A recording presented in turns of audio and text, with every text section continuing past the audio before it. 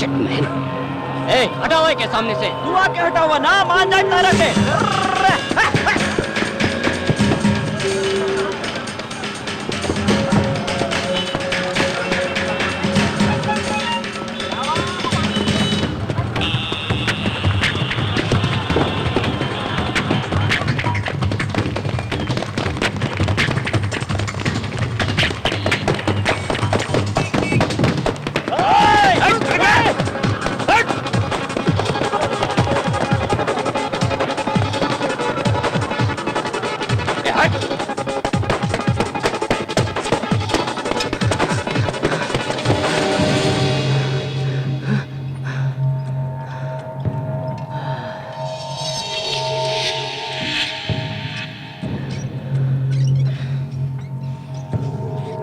वो लोग थक ना गई लोई हन।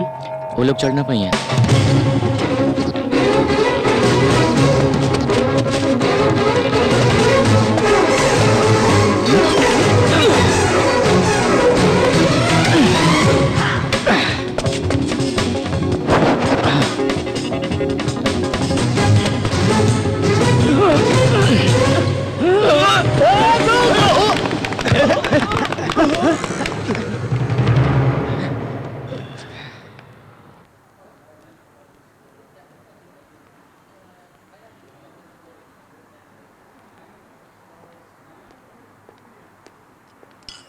प्रणाम साहब। हाँ। लोग इंतजार करत अड़े। हम पावर खाती 10 साल से इंतजार कर रहा बानी। 10 मिनट के इंतजार से कहीं बैठा।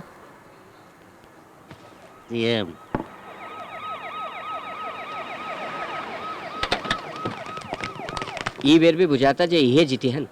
अरे ना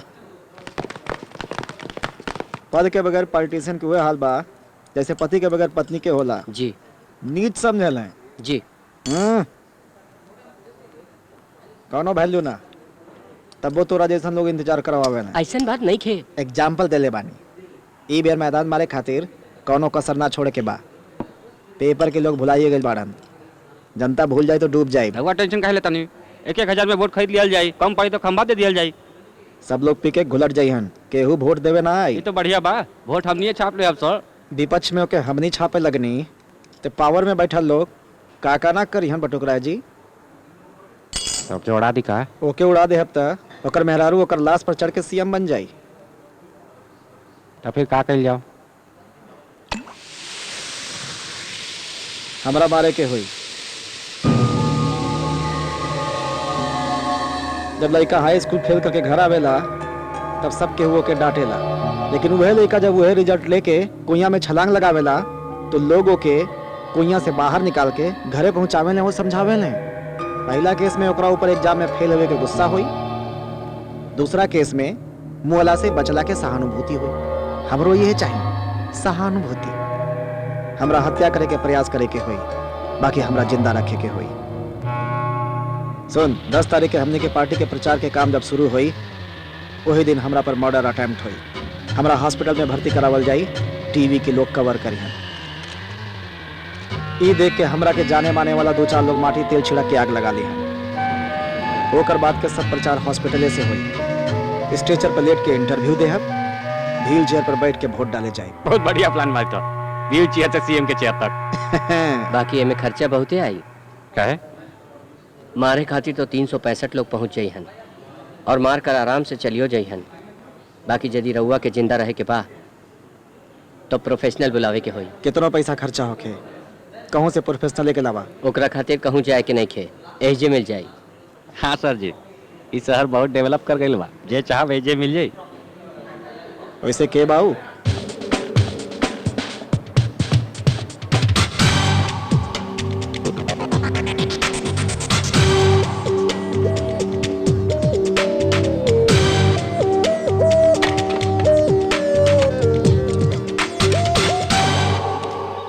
ई तो ठीक बा।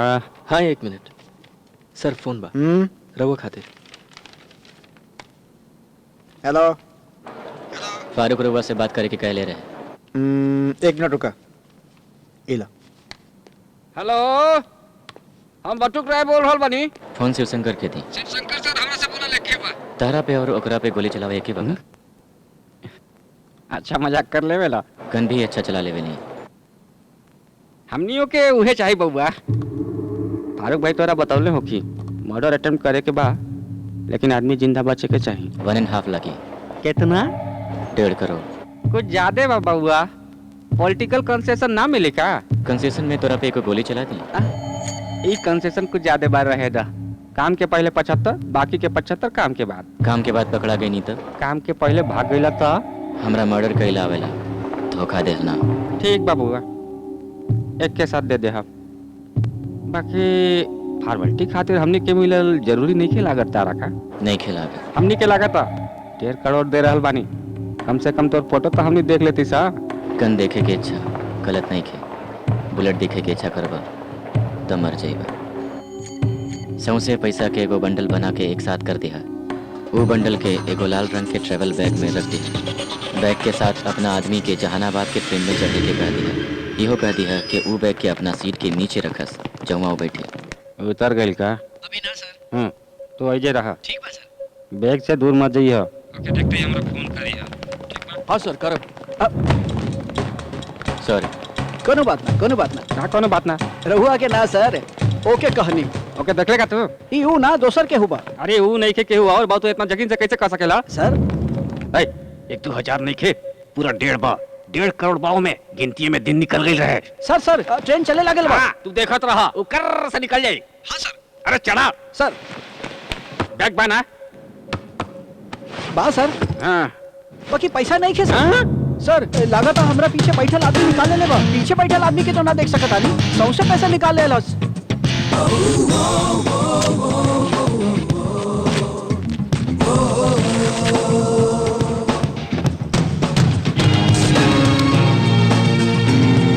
तू जा बैठ के पेपर पढ़त रहला का? रहुआ के कैसे मालूम? तू पेपर पढ़त रहला और नीचे से बैग काट के पैसा ले गई। तब फिर अब हम का करी सर? रिटर्न ट्रेन में बैठ कर पेपर पढ़त वापस चलावा। सर अब का हो गई? बैग बहुते फट गइल बा। तू टेंशन मत ले बबू, बैग लेके आ जाओ, हम ओके सिवा दे।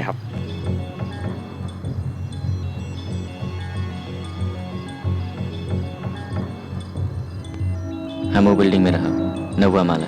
एगो कार भाड़ा पे लेवे के हुई, हमने जेकरा जाने ली ओकरे संग। कार चेक। लाइसेंस दो, एडवांस 10,000।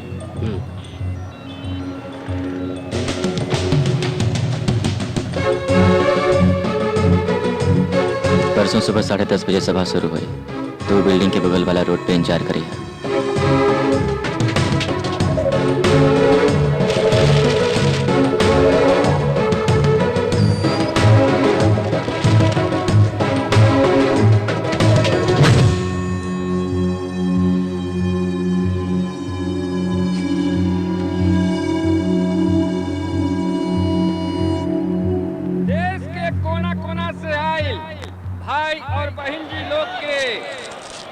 पार्टी के लोग के, पार्टी के कार्यकर्ता लोग के, जिला अधिकारी लोग के, पत्रिका के प्रतिनिधि लोग के, मीडिया का लोग के और पुलिस डिपार्टमेंट के हम तहे दिल से नमस्कार करतानी।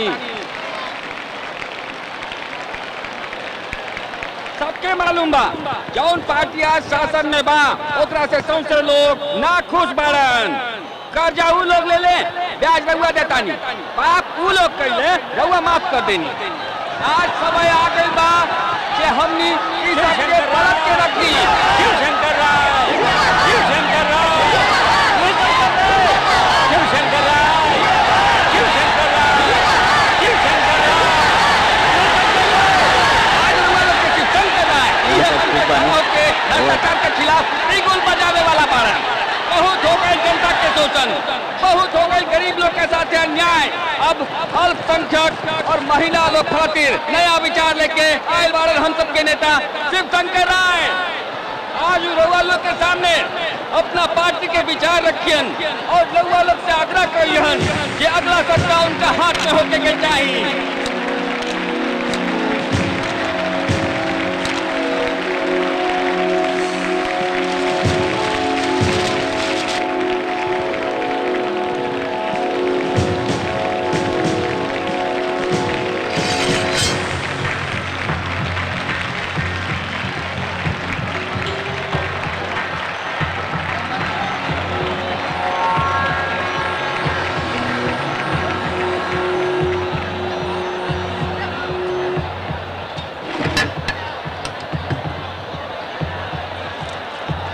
एकरा खातिर रउआ लोग का करे वाला बानी?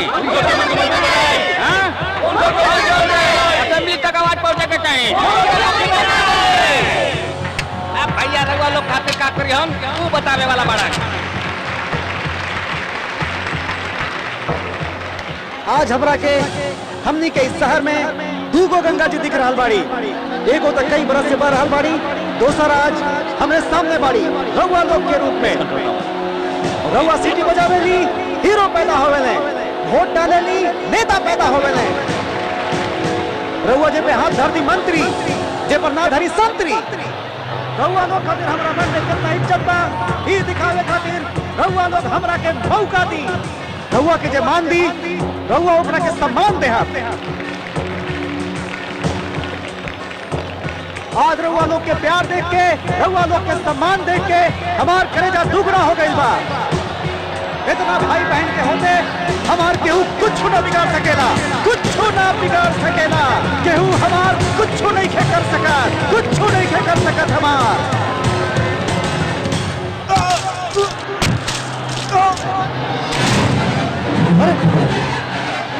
अरे ये क्या हो गया? भैया भैया भैया भैया भैया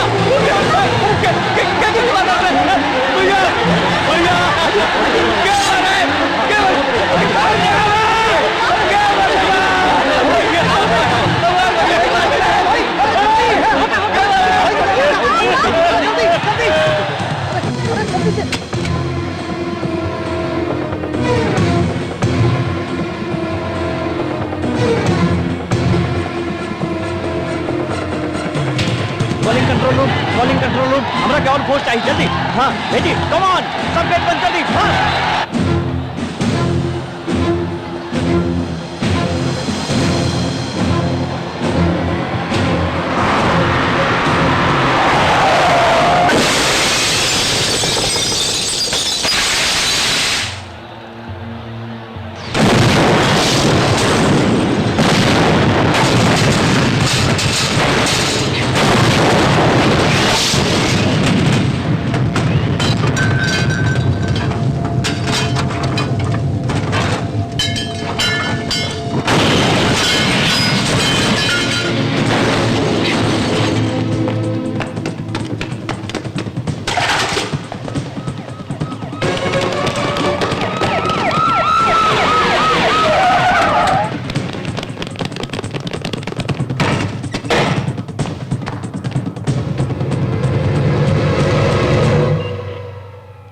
Got him.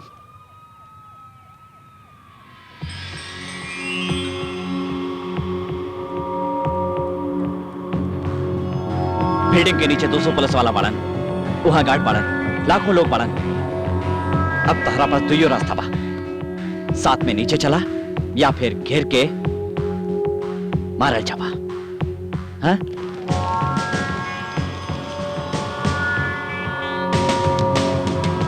तारा पास खाली 3 सेकंड बा। 1 2 3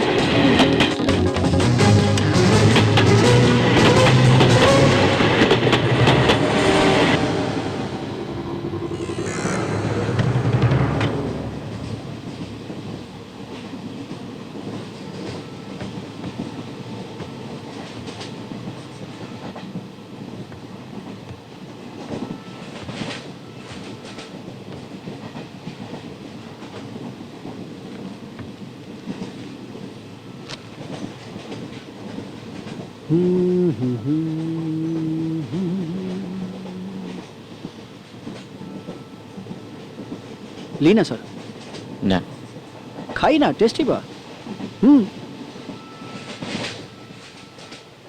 कहाँ जा रहल बानी? कहाँ जा रहल बानी? जहानाबाद जाता नहीं। ओ, हम बगले में गया जा रहल बानी, फेमस जगह बा, रउआ के मालूम है होई।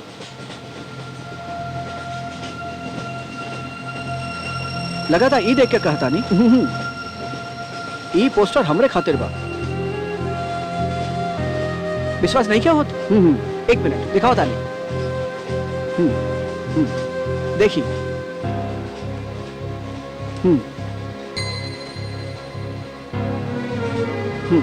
पारस सत्यनारायण मिश्रा हमार दादाजी द ग्रेट गया सिटी बतवले रही ना हमार शहर।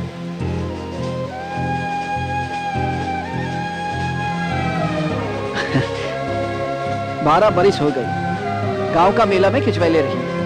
अब जाए नहीं सर, अब हमार नसीबे ऐसन बा हमरा के जे अच्छा लागल सब केहू के वो ठीक ना लागल। छोट रही तब भी हमार माँ बाबूजी ई दुनिया से चल गई ले। दादाजी लगे छोड़ के कुछ समय बाद भाग के गुजरात चल गई नहीं। एगो कॉन्ट्रैक्टर के पास काम करे लगनी। एक बार हाजीपुर आई नहीं तो ई पोस्टर देखनी हमरा आश्चर्य भइल। 12 बरिस से उ लोग हमरा के खोज रहल बड़े, माने हमरा के भूलले नहीं खन। इतना दिन ले हम उ लोग के कितना दुख देनी हम ई सोच के अपना पे घिन आवेला। यही से तुरंत टेलीग्राम भेज देनी हम आ रहल बानी। सब लोग इंतजार कर रहल हुई हम। पहला बेर फ्लाइट ना होकला के कमी अखर रहल बा और जल्दी पहुंच सकत रही।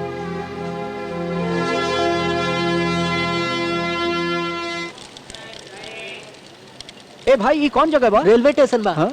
जहानाबाद। ओह, रात में काफी पियला से सब केहू के नींद उड़ जाला, बाकी हमारा तक काफी पियला से नींद आवेला। कॉफी पियब का? रउआ मजाक कर रहल बानी? कॉफी तू गो। सब और नजर रखा, पैसेंजर लोग के डिस्टर्ब मत करा। ए, हट। वो रहल ब्राउन जैकेट, टेक पोजीशन।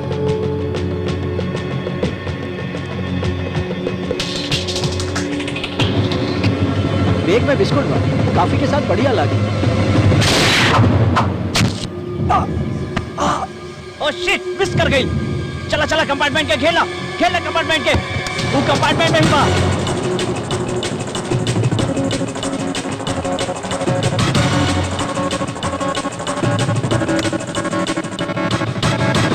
माय गॉड। Calling all station. कातिल बच के भाग निकलल बा। सबसे स्टेशन के अलर्ट करता।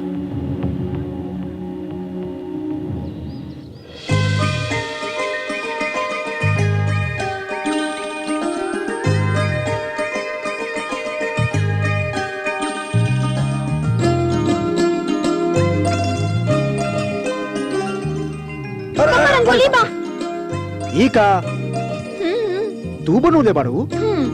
सब्जी में नमक ना मिला सकेलू, इतना बड़ा रंगोली बना देलू।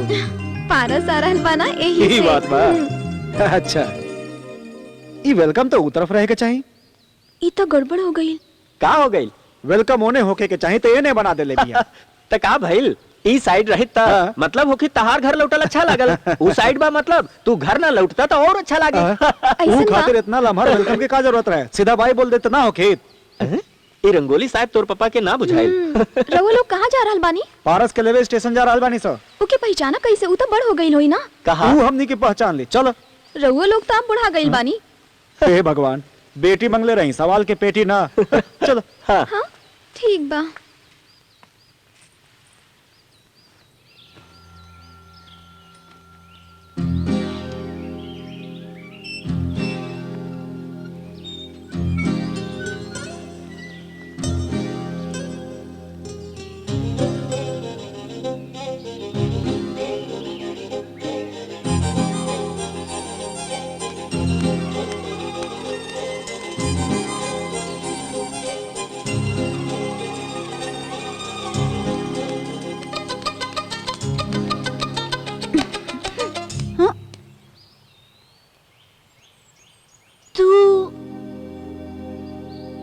पारस बारा माई मासी माई माई मासी माई काहे ऐसे चिल्ला रहल बाड़ा? पारस भैया आ गए। माई पारस आ गई। ललिता इधर आ, संभाल के। कितना बड़ हो गइल बा। हमरो से लम्हर हो गइल बा। हाँ हो। पूजा की माई ना पहचानला? पारस कहाँ रहला इतना दिन रे? दीदी एकदम भैया जैसा बा। बउआ हमनी तोहरा कितना इंतजार कर तोहरा खातिर दीदी कितना परेशान रहली। तोरा हमनी की याद ना आवत रहेगा। कुछ तो इतना बोला। दिन कैसे रहला? अब छोड़ जा तू। भगवान के दया से ही आ गई बा। ये बहुत बा। अब बहू अब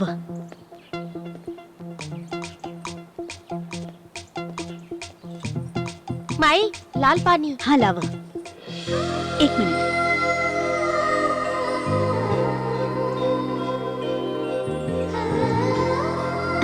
तो उनिका कराल बाड़ू है ने आवा है ने बहुत शर्मावेली।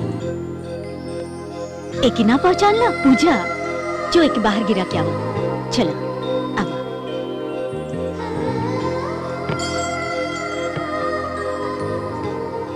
बाहर के मतलब अंगना में ना, घर के बाहर।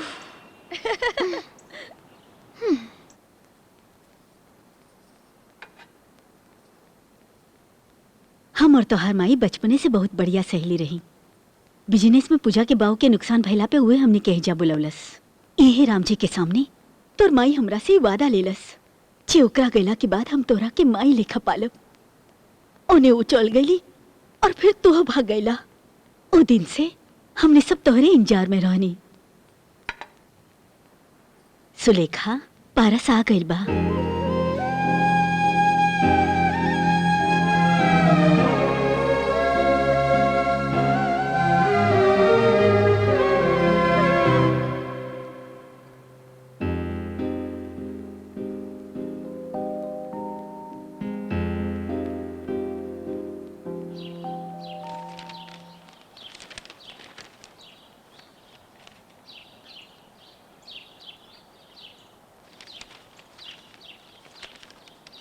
बाऊजी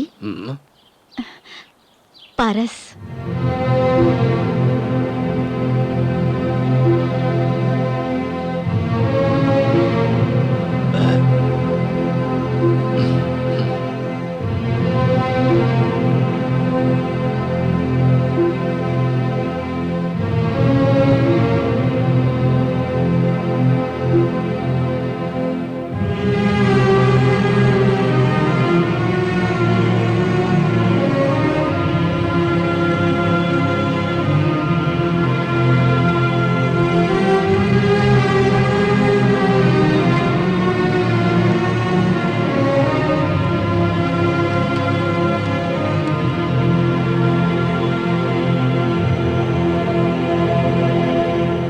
बाबूजी इतना दिन के बाद घर लौटल बा, एकरा से ना बोलब। एकर आवे के इंजार हम 12 बरिस से कर रहल बानी।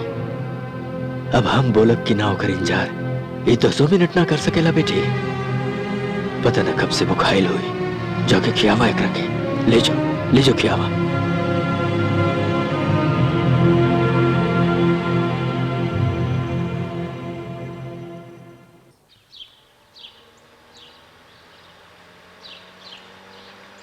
का रे केला के घन देख के लावे के चाहिए ना। केला देखे आ रहल बाड़न की लेकी देखे और जुबान तेज चले लगल बा, काट दे। हाँ? प्रणाम भाई जी। हाँ, प्रणाम प्रणाम। आई आई।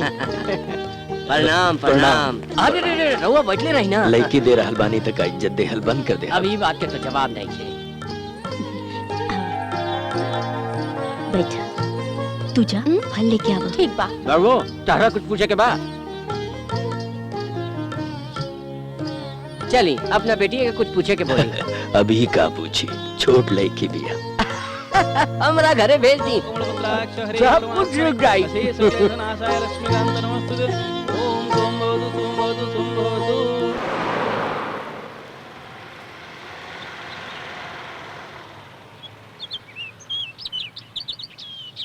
अच्छा ठीक बा, हम पता करता। Good morning sir. Good morning. काया आयल बड़ा? रवि ने कहा आपने बुलाया है। शिवशंकर राय के मर्डर केस हमनी के इन्वेस्टिगेशन खातिर मिलल बा। वेरी कॉम्प्लिकेटेड केस, बहुत संभाल के डील करे के हुई। सर एक के इन्वेस्टिगेट करे में तारा के 2 से 3 दिन लागी। बैठा।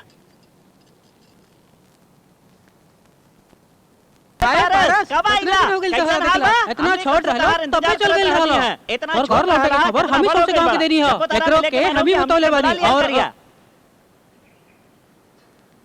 इतना दिन हो गइल बा, बाकी तोर पसंद अब हम के याद बा। मछली भात, रोहू फ्राई, चिकन मसाला, मटन बिरयानी, जब तोरा मन करे हमें लाए के कह दियो। और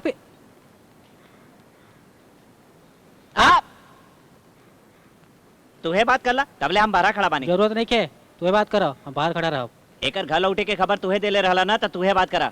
रहे ये दो। अनिल में रहे जे तोहरा आवे के खबर हमरा के देले रहे। ना हमरा जल्दी नहीं के, तू सुनील से बात कर लो, हम बाद में कर ले हम। अनिल तू रुका। तू ना जाने लो ये कितना पको चीज बा, एकरा से जीते वाला आज ले कभी पैदा नहीं के भइल। ए निकल। ए सुनील तू ही समझावा। हां हां ए हाँ, देखा था हमने के बतावे से पहले ही तू हमने के नाम बता देला। अच्छा हो ई होखेला फ्रेंडशिप। तू कोनो काम के ना बेकार बाड़ा। ए पारस तू एकदम में ना बस बदलला, एका बढ़ ऐसा गया। नहीं बाड़ा। तू बोल ला। जरूरत नहीं के तुहे बात करो।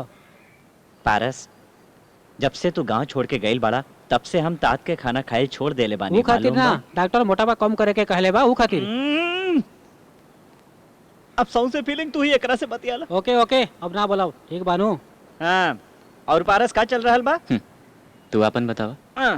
का बताई, गांव के सबके वो अलग अलग सेटल हो गइल बा। जे पढ़ लिख लेलन टीचर बन गइलन, जे ना पढ़लन वो स्कूल खोल लेलन। अकलमंद लोग सूद पे पैसा देके कमा रहल बाड़न, बेअकल लोग भैंसी बेच के फसल काट रहल बाड़न। बाहर चलना पारस, चाय वे पी के आवल जाओ। ठीक बा, हम बता के बता नहीं। वो सोचियन सिगरेट पिए जा रहल बाड़ा। अनाउंसमेंट कल जरूरी बा। कॉफी के बारे में बोलो।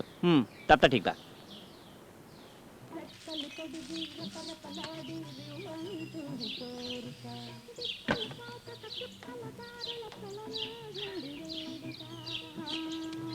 दाल एकदम फेंका हुआ। ए गिलास के पानी फेंक के मैं दाल भर के दे दे बबू इनका के। बहुत दिन के बाद है जा रहल। कहूं बाहर रहल का? साधुआ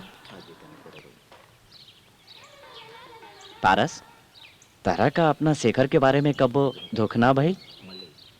बाकी हमरा तो कई बेर लागल जे हमने के वैसे ना करे के चाहत रहे। अब वो सब छोड़ो ना यार। का मतलब छोड़ दी भाई? इजे कहले ही गलत रहेगी तबे ना? समझावे के रही ना। तब हम 10 बरस के रहे। इहो तो तब 10 बरिस के रहे। अब तो कुछ बोला तारा ऐसा ना करे के चाहत रहे। बतावा तो रहेदा ई बोली तो वकील लेखा अपना साइड के बताई, बाकी हम जज लेखा दोनों साइड के बताई। जे बोले के बा हमरा साइड देख के बोला। जी 12 बरस पहले के बात बा। यह गांव में हम पारस अनिल और पुजारी जी के बेटा शेखर 5वां क्लास में पढ़त रहनी है। एक दिन पारस शेखर के चढ़ावत रहे जे ओकरा में हिम्मत नहीं के। शेखर ओकर बात के ना मानलस, तब पारस एगो शरत लगावलस। हिम्मत बाता रात के 12 बजे शमशान जाके आवा तब तोहरा माना। एमे कौन बड़का बात बा? ठीक बात। दोपहरी में हमनी वही जा 4 गो नींबू रख के आई सब। तू रात के जाके चारों ले आई हा। हाँ हम ले आइब नो। हमनी के मना कैला के बाद भी रात के पारस शेखर के घर जाके ओकरा के उठौलस। वो राती के शेखर अकेला ही श्मशान के भीतर गईलस। हमनी के राखल जगह ही से 3 गो नींबू तो उठा लेलस। बाकी चौथा निकालत समय ओकरा बुझाइल जे केहू ओकरा के पीछे से खींचता और ओके भूत समझ के ओकर दिल वही जे बंद हो गई।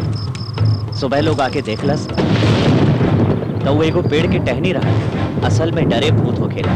पारस के देवा बेचारा पंडित जी अबही ले उ दुख से बाहर ना आ पाइल बाड़न। शेखर के बहिन शारदा के तबीयत खराब रहत रहे। चेक करवैला पे ओकर दिल में छेद निकलल। ऑपरेशन खातिर 2 लाख के खर्चा बतावेले। शर्मा जी तो सबके हो खातिर भगवान से पूजा करेले, बाकी भगवान जी तो बिना प्रसाद के ना माने ले ना। उनकर दुख के कैसे दूर करिहन?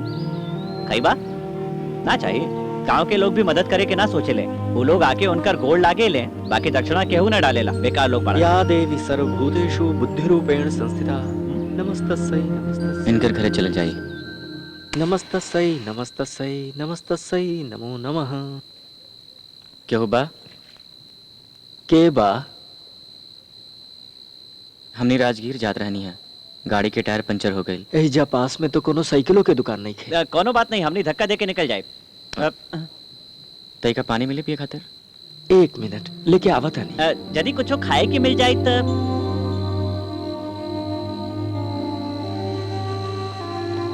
हमने हेल्प करे आयल बानी, खाए खातिर ना। हेल्प करे आइल वाला था बता दा ना कि तू पारस बाड़ा। टायर पंचर के बहाना काहे बना रहल बाड़ा? 7 से ज्यादा इनकर हेल्प कईल जरूरी बा।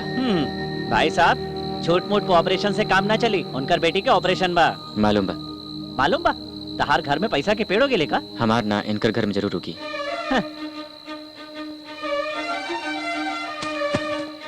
का रहलू? रुपया रहल?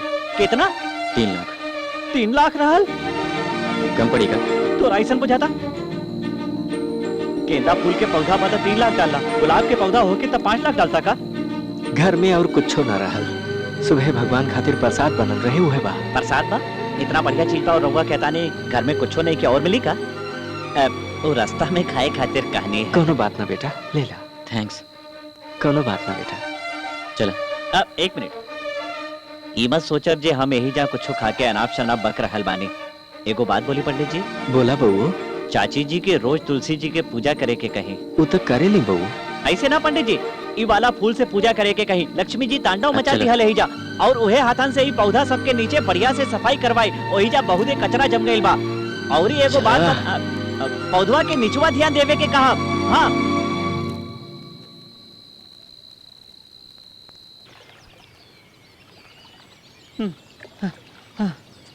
कहने भाई पारस,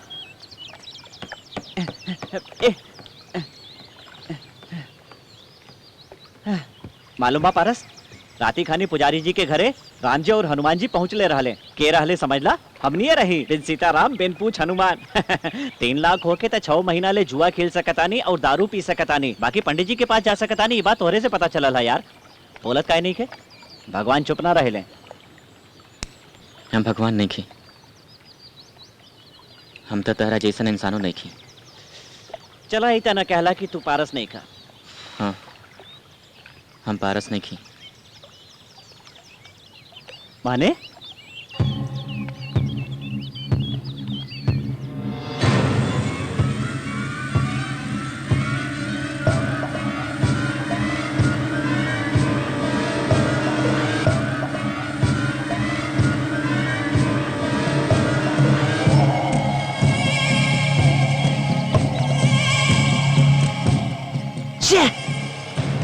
जब तू पारस नहीं खा तब पंडित जी की मदद काहे कइला? पारस के कारण पंडित जी के परिवार के नुकसान भइल रहे ही से।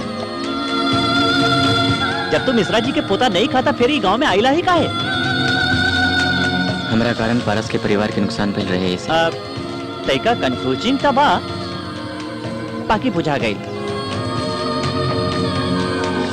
ए पारस सुन ना, एगो लास्ट क्वेश्चन पूछ रहल बानी। शिव शंकर राय के तू ना मारला तो पता काहे ना लगावेला कि ओकरा के मारला? केकरा से पूछी? केकरा से पूछी माने? शिव शंकर राय नहीं खे तो बाकी राय से पूछा।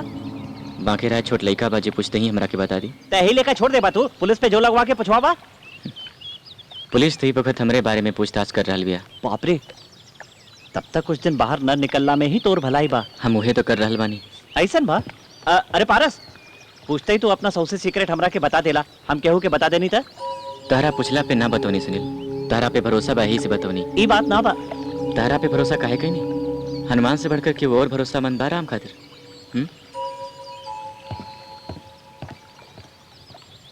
शिवशंकर राय के खून यह ग्राउंड में भइल रहे जहां से गोली चलल ओकर संभावित जगह।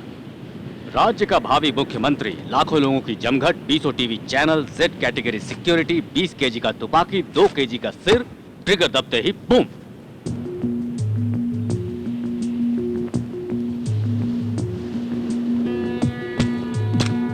इसमें 3 प्रॉब्लम है। पहली, गोली इस गन से नहीं चली। चलो उसके पास 2 गन होगी, एक से उसने शूट किया और एक को अपने साथ ले गया, ये भी मान लिया। दूसरी, इस एंगल से गोली चलाने पर गोली सिर के ऊपर लगेगी लेकिन गोली माथे के बीचों बीच लगी। It's a straight shot. तीसरी, शिवशंकर राय के मरते ही पुलिस वाले सीधा इस बिल्डिंग के पास पहुंच गए, जैसे किसी ने बताया हो। गोली की आवाज सुनाई दे हुई सर। वहां 10,000 वाट के स्पीकर बज रहे थे, उसमें गोली की आवाज सुनाई नहीं देगी। उसके बाद क्या हुआ? बिल्डिंग से ट्रेन पर कूद गए सूफ। यहां से ओलंपिक में गया होता तो गोल्ड मेडल लेकर आता।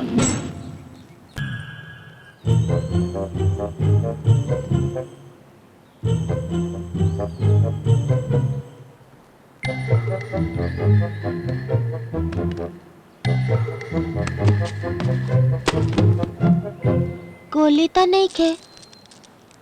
इहो सब तो गोली बा। नाना झूठ गइलन। अरे बाप रे, कौना चीज से खेले के चाहे, कौना से ना। दिमाग नहीं की तो नहीं के।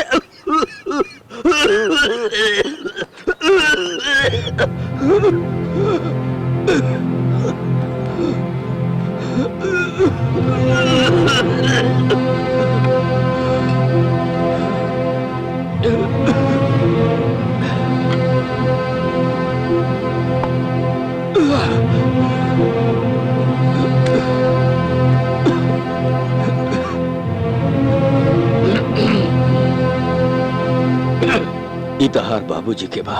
यदि एकरा भीतर कुछ फंस जाए तो गोली पीछे छूटेला। हर गर्मी के मौसम में वो जंगल में शिकार खातिर जात रहे। वो बेर शायद नौकर गन साफ कईल भुला गईल रहे। गन में एगो कंकड़ रह गईल रहे, अतना छोट, लेकिन जैसे खेले लेना वो है गोली जितना। वही दुख में एक बरिस के भीतर तो हर मइयो ही दुनिया से चल बसल। लोग कहेले समय के साथ सब याद बन के रह जाला। बाकी हमरा खातिर उ कोनो याद नहीं खे, हमार जिंदगी बा। 4, 5, 6, 7, 8, 9 बाकी 10 होके के चाहिए। 10वां केने बा ओहे में रह गए। हाँ? साहेब नरसिंह के लोग हमनी के खेत के किनारे घेरा बना रहल बड़े। ई नरसिंह के था।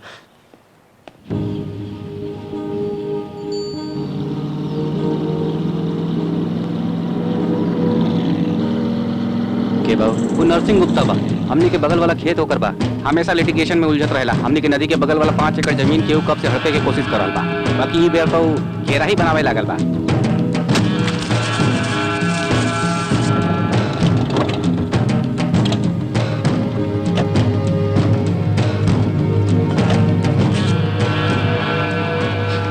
नरसिंह ये काबा घेरा अंग्रेजी में एके फेंसिंग कहल जाला। ऐसे न हमारो साहब अबई बताते रहले जे रहुआ आ गए। कुछ ज्यादा ही बोल रहा बड़ा तू। अब बोला जवाब देता नहीं तो लोग कहा था हम ज्यादा बोल रहल बानी। जवाब ना दे आप तक कहीं घमंडी बानी। अब हम क्या करें बतावा। हमार खेत से वो घेरा के हटा के अपना खेत के सिवान पे लगावा। और हमारो साथ हमारी जमीन पे के नजर बा रहुआ बढ़िया से जानत रही। ऐसा गलत काम रोकी मत चल जाई।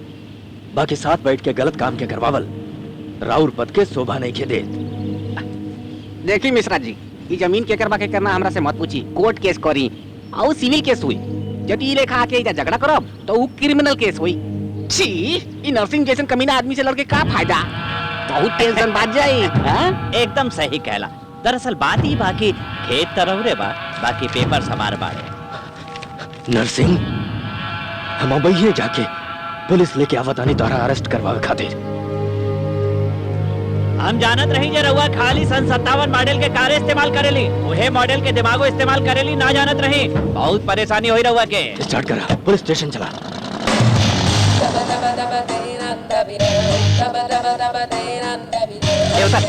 क्या परस कोनो झगड़ा भइल का? नरसिंह हमनी के खेत में फेंसिंग डाल रहल बा। अरे अनजाने में डाल देले होई, बाद में निकलवा दी। एक बेर बात करके आवता नहीं। अब वो काहेला बात करे जाता जाए दो ना। वो नरसिंह से एक बात कर ठीक होई। काहे तू कोनो बुड़का तो पागा।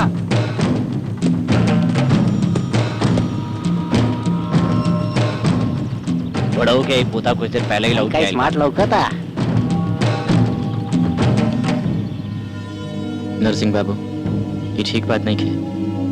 मालूम बा, कोशिश कर रहल बानी, बाकी छूटत नहीं खे। पहले सौंसे पैकेट पियत रहनी है, अब कम हो गइल बा। हम सिगरेट का बारे में बात ना करल बानी। तका खेत के बारे में बतिया रहल बाड़ा। देखा बाबू, तोर बाबा अबही दरोगा लगे गइल बाड़े। हम काल रतियो ओकरा 10,000 दे के आइल बानी। वो यहाँ आई, हमरा से हाथ मिलाई और फिर तोर बाबा के ब्लड प्रेशर बढ़ जाई। तोरे संभाले के होई। हम बोला था ने रेडी होके खड़ा हो जो। अरे नरसिंह, आग के साथे नेशनल गेम खेल रहल बाड़ा, राग बन के रह जाइबा। एमआरओ साहब, रउआ बिन का समझा, ये खेत हमनी के बा। According to given survey numbers, these paddy fields belong to Mr. Nursing, you know. ये मुद्दा पर रउआ कुछ ना कर सकेला, कुछ भी ना कर सकेला। ये लड़का भाई नया आयल बानू गांव में। I see. अरे बाप रे बाप, ऐसा मत करो। देखा, तू जबरदस्ती से ब्लॉक कर सकेला। इसे बंद करो। रुक जाओ। ऐसा एक मत बार करो। फिर पूछता नहीं, रउआ कुछ कर सकेला का? अब हम जे करे वाला बानी, वो देखे के बातें ही जा रुकी, ना तो जा सकेली।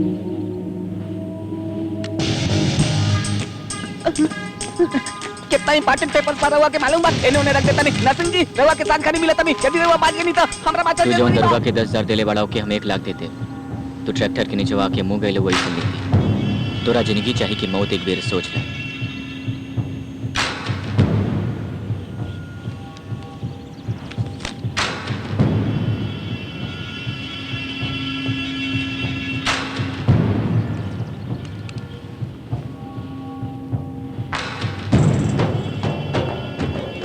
सरऊ के बचे के न चाहिए काट डाला जिंदा मत छोड़िया सर नाथ सिंह गुप्ता के धमकी दे रहा बा एक रही जे जमीन में दबका दे आप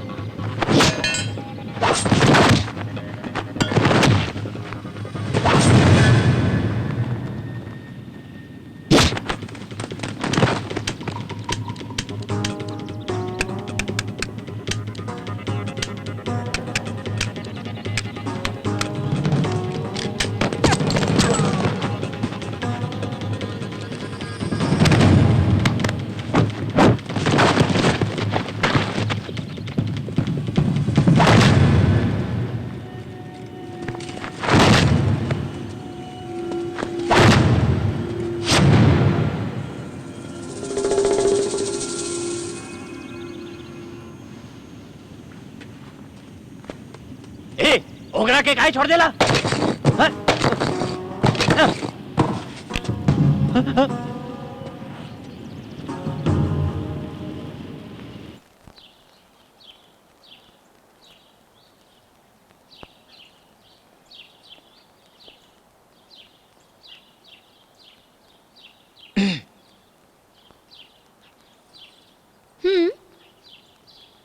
जाए के बाद प्लीज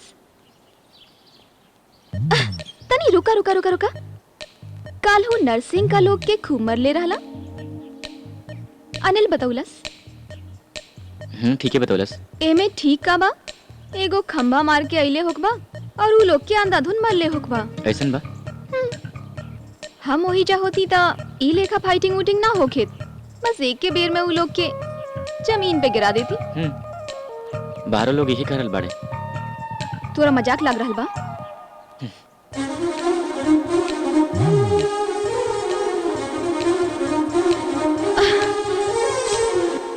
का बाई तोरा सामने इम्पोर्टेंट इंसान बात कर रहल बा और तू रेडियो लेखा सुन के जा रहल बाड़ा गोरा रंग के घमंड बा का हाँ बा हाँ चौंक कह रहल बाड़ू हाँ ये बतावा का समझे ले तू अपने आप के कौन बात के इतना कड़बा सौसे बदन में 1 किलो पसली नहीं खे काहे तू इतना हाइट के बतिया वेलू कौनो राती जब सबके हो सुतल हुई हैं तो दोनों चोटी काट दे हड्डी पसली एक करके रख दे चल भाग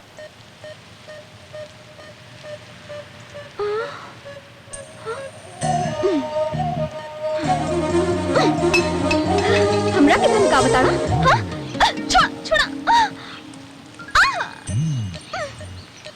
छोड़ा छोड़ा ना छोड़ अब तक का करबो तू सीधा अपना रूम में चल जाई लड़की पे हाथ उठावे ना अरे कथा कहीं ना पूजा पूजा सुन ए हमरा गिरा देबा पूजा का करल बड़ू नाना जी के जाके कह दे अब वो तरह के सबक सिखाइहन हां पूजा पूजा चल छोड़ा मार बुढ़ा नाना जी ये हमरा के मारे वाला बा आगे हमरा के बचाए सुना हम नाना जी से शिकायत करब दादाजी के बतेबू जे होई वो हमनी देख ले का देख ले अबे हमनी तो हमरा कितना जोर जोर से मरला सॉरी। ना चाहिए तोर सॉरी ना चाहिए। पूजा हमारी बात सुनो। हमरा हमरा नहीं हमारी बात सुनेंगे ना सुनो। कहा तो हर बात पे लेके लिखा दादाजी के पास जाके रख ले उतरा लूं।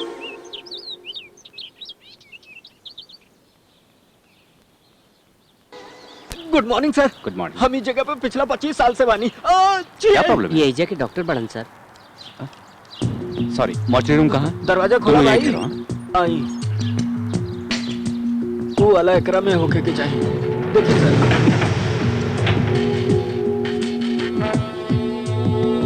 अभी देखिए ये बा इंजरी खोल के दिखाई का सर। हो गया हो गया। अरे रवि रवि, इसका सामान वगैरह कुछ मिला क्या? चेक कर ले रही, कुछ ना मिला। एकर कम नहीं के हो कब तक टेबलेट दे देंगे। बॉडी को टाउन हॉस्पिटल भेजो। ओके सर। कोई क्लेम करे तो दिलवा देना। ओके। क्या रवि, आर यू ओके? मॉर्चरी में फर्स्ट टाइम है ना? मेरा भी पहला टाइम है। वाटर।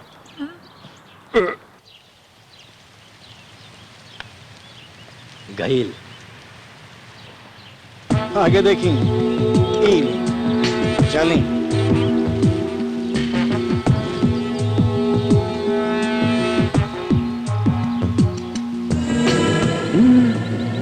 एक यस।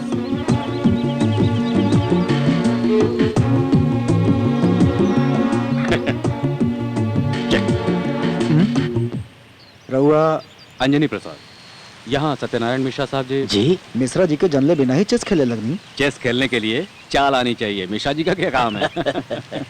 हम बानी मिश्रा, बोला बहू। मैं सेंट्रल ब्यूरो ऑफ इन्वेस्टिगेशन से। कहाँ से? सेंट्रल ब्यूरो ऑफ इन्वेस्टिगेशन, इकोनो नया इंश्योरेंस कंपनी बा। सीबीआई। आपसे एक छोटी मदद चाहिए। बतावा का कर सके नहीं हम। पारस मिश्रा नाम का पारस हमार पोता बा। उनसे एक बार मिलना था।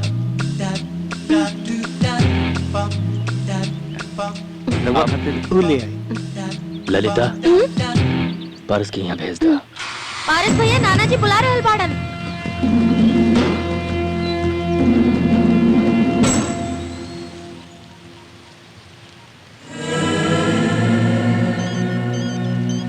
सर सुनो, इस पारस के फिंगरप्रिंट्स लेने होंगे। उसे मर्डर स्पॉट के फिंगरप्रिंट से मिलाने होंगे। सर वो काहे खातिर अपना फिंगरप्रिंट दी? बिना बताए ले लेंगे। वो में रिस्क बा सर। हो सकता है उसका मर्डर इसी ने किया हो। और खाली उसी का नहीं, शिवशंकर राय का मर्डर भी हो सकता है इसी ने किया हो। वहां मिले गन के ऊपर फिंगरप्रिंट्स इसी के हो सकते हैं। कुछ भी हो सकता है, चांस नहीं ले सकते हैं। ओके सर। और वो सब विजिटिंग कार्ड्स है ना? सर एक को बात सर। उस पर पाउडर लगाने का बोलो।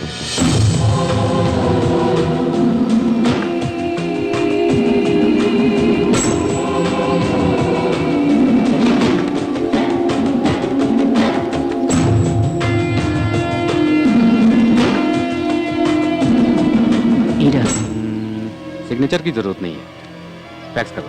I do.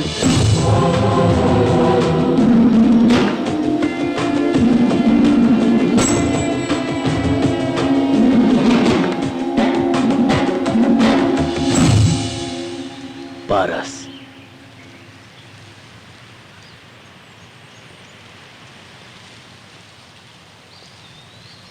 अंजनी प्रसाद,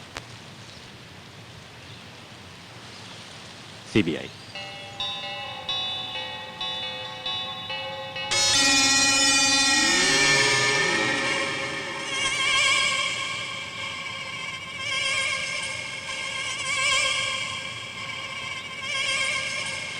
नहीं जानता था इतनी जल्दी भेंट हो गई।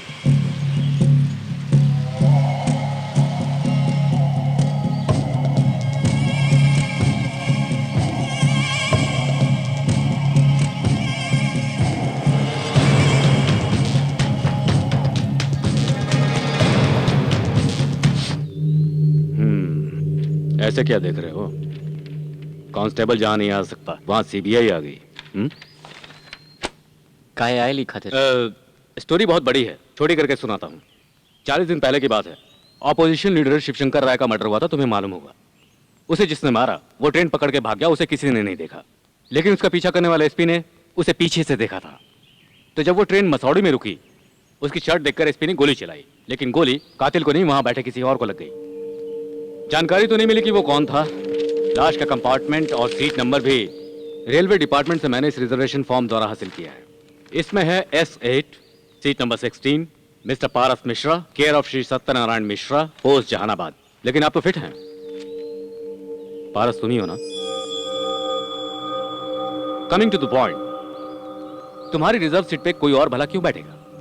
पुनपुन में जब हम पाने खातिर उतरनी था, ट्रेन चल पड़ल, वहां से बाय रोड आई नहीं, वही जाके बैठल, कैसे बताई? ओ, तो फिर पुनपुन में उतरने से पहले उस कंपार्टमेंट में आपको कोई ऐसा दिखा जिस पर शक किया जा सके?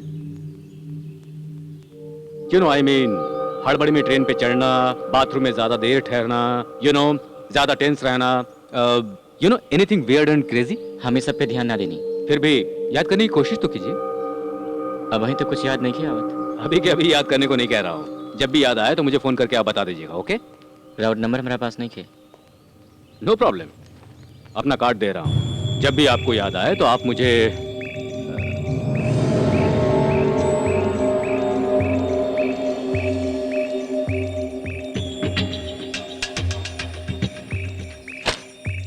कार्ड।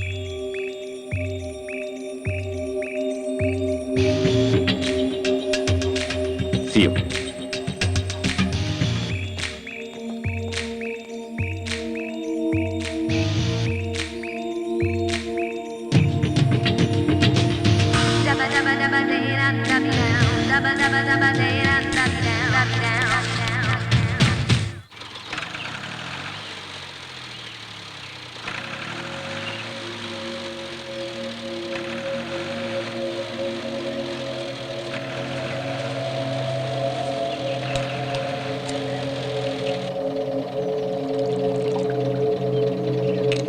ओ मरद पारे,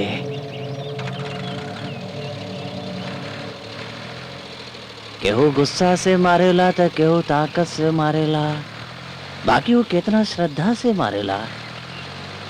जैसे केहू दीवार बनावेला या फिर गुलाब के सजावेला, बहुत आराम से और प्रेम से मार ले रहे।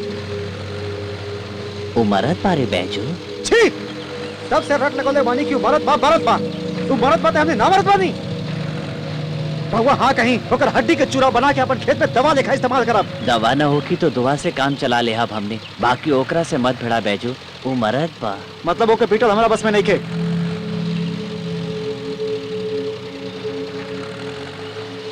तो ओके मार दी।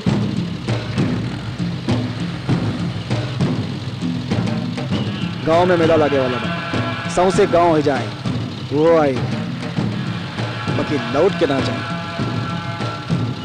बरहम तालाब लगे 4 गो सुमो रही, वही जाओ होते ही ओकरा के मार दे। हम किस्मत से वो बाँच गेल था। दूसरका मंदिर के पास 3 गो सुमो रही, यदि वही जो मिस हो गेल था, गांव के आखिर में हम 5 गो सुमो रखा। इतना गाड़ी के का होई? बारात ले जा रहल बाड़ा का? मर्डर करे खातिर चाकू के जरूरत होखेला, वाले सुमो के का होई? तो फिर हम का करें? यही जा बैठ कर रहुआ देखा दारू पियत रही। ए, बकरी के शिकार कर समय शेर सबर करेला, मालूम बाना? यदि हमने के शेर के ही शिकार करे के बा तो सोचा कितना सबर करे के होई? हैं? मंदिर का लगे तालाब के पास काहेला? मंदिर के सामने काहे ना टपका देता रहा? माई की आशीर्वाद रही। इतना गाड़ी मत ले जो बेटा, पेट्रोल के रेट बहुत बढ़ गई बा। सब मिलके एक ही गाड़ी में चल जाओ। अरे सरो बंद कर रे।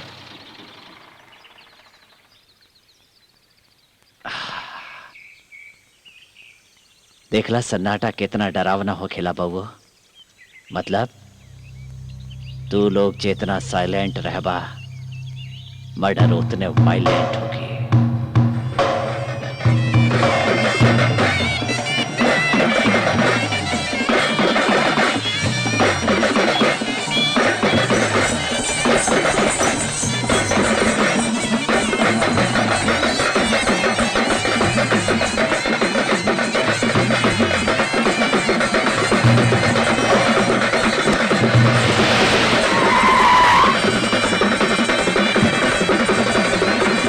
हो भी ना।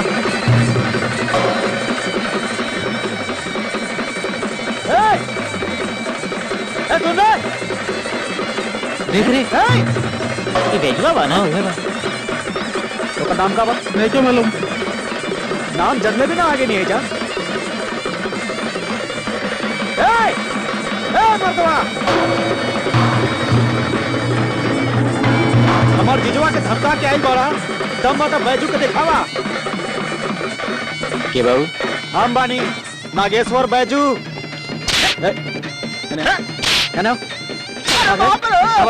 जरूरी बात कर बानी चल क्या रे देख रहल बाड़ा जे एको को कार लेके आइल बानी चारों ओर घूम के देख ले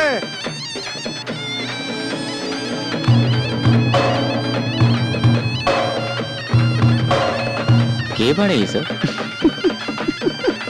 काहे खाते इतना लोग एगो के मारे खाते ज्यादा हो गए ना का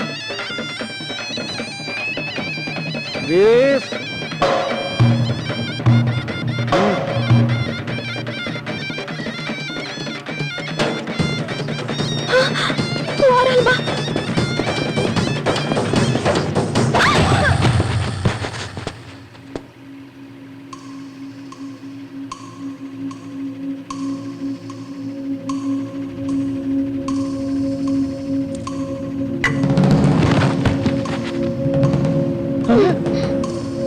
बाप रे बाप नरसिम्हा के तो खाली विश्व रूप दिखावले रहे बेजुआ के तो भगवत गीता दिखावता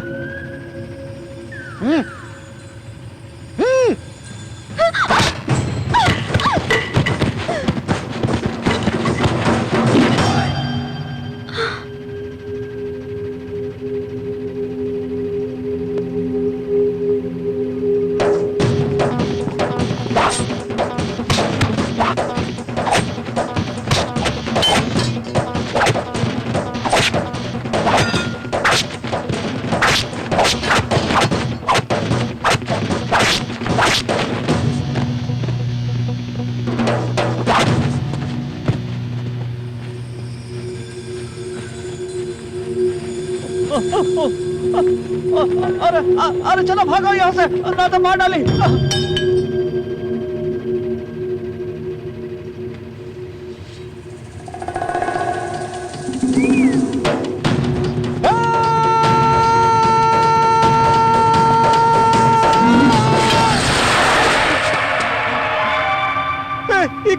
चीटिंग बा ये गलत बा हम ना लड़ब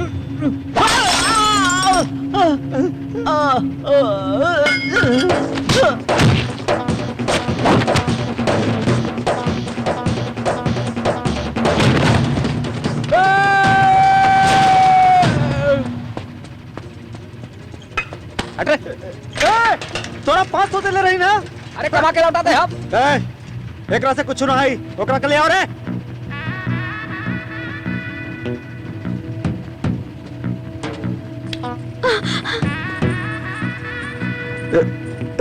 इका बरे ले जो एकरा जबरदस्ती काहे कर रहल बाड़ा छो ना हमनी के घर में लेडीज के छुए के रिवाज नहीं खे का बा रही पब्लिक में मजाक काहे कर रहल बाड़ा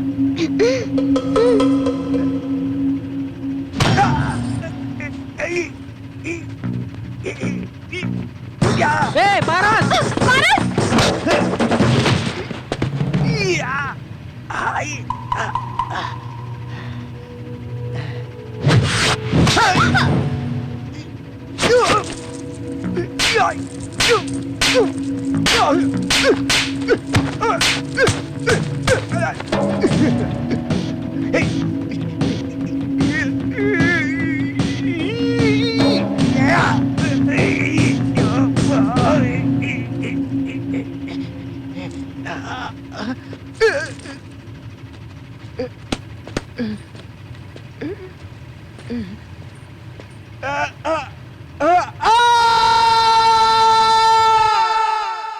केहू मंदिर जाला तो गोड़ लग के आवेला तोरा लेखा लड़के ना आवेला वैसे नरसिंह के साथ जे भैलू कम ना रहे जो ओकरा साला से मार खा के आ रहल बाड़ा ई मारना खइलस मरले बा ए अब उहे भड़काउले रहे ता हाँ केहू भड़कावे तो लड़े के ना चाहिए एकरा समझ में नहीं खे आवेला इतना छोट लइका बनाई तू काहे ऐसे खड़ा बड़ा डांटा तानी तो फेरू भागे के सोच रहल बाड़ा घोड़ तूर के ध देहब हम चुप ए का भइल हसत काहे बाड़ू हाँ खाना खा लिया?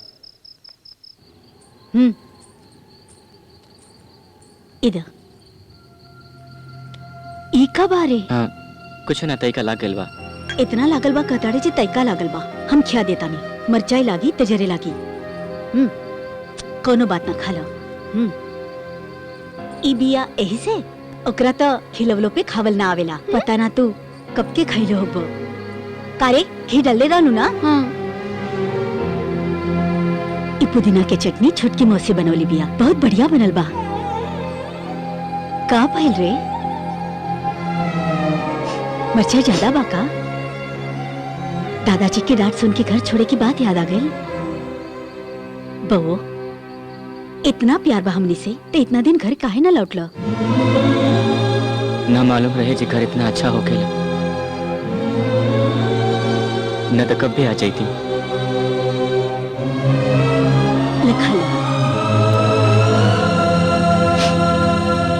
ता तू का कहलो?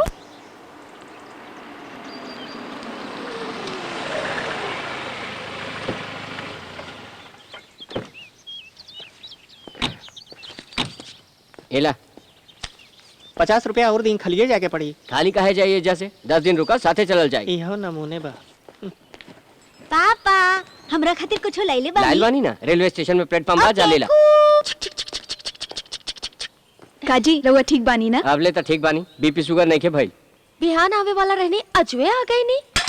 लगा स्टेशन पे सूत जाता नहीं, बिहान धोरे आई। के मतलब ना रहे। आ छोड़ा, गुस्सा ना होके आए बैठे। नहावे खातिर पानी गरम करवा दी का? हम जाके नदी में डूब जाता नहीं, बाद में क्रिया कर्म कर दिया। काहे जी हर बात पे गुस्सा कर रहल बानी? तका करी, घर में इतना कार बाएगो स्टेशन न भेजल जा सकत रहे। पता ना रहे मन करा जवाब काहे दे रहल बाड़ू? कहवा दे रहल बानी? फोन सो गइल बाड़ू। मेहमान जी। अरे बाबूजी कब नहीं रहुआ? अब भैया आइल बानी। खबर कर देती तो कार भेज देले रहती। कार का होई बाबूजी, रवा खातिर हम दौड़त चलाई। कहूं जा रहल बानी पे जल्दी लौट आई, बहुते धूप बा बाहर। ठीक। एक मिनट हमरा के आशीर्वाद तो दे दी। इतना बड़ा आदमी बाड़न, बाकी महानता तो देखा। ये बतावा अभी हम तोहरा के का कहत रही? भैंस हो गइल बानी। भैंस हो गइल बानी। का भाई आते शुरू हो गइला? हमरा विषय में ऐसे ही मत बोलल करी, हम उम्रत नहीं खींचे आते ही जनाना पे शुरू हो जावेले। 5 मिनट हो गइल बा आइला ना सुधर।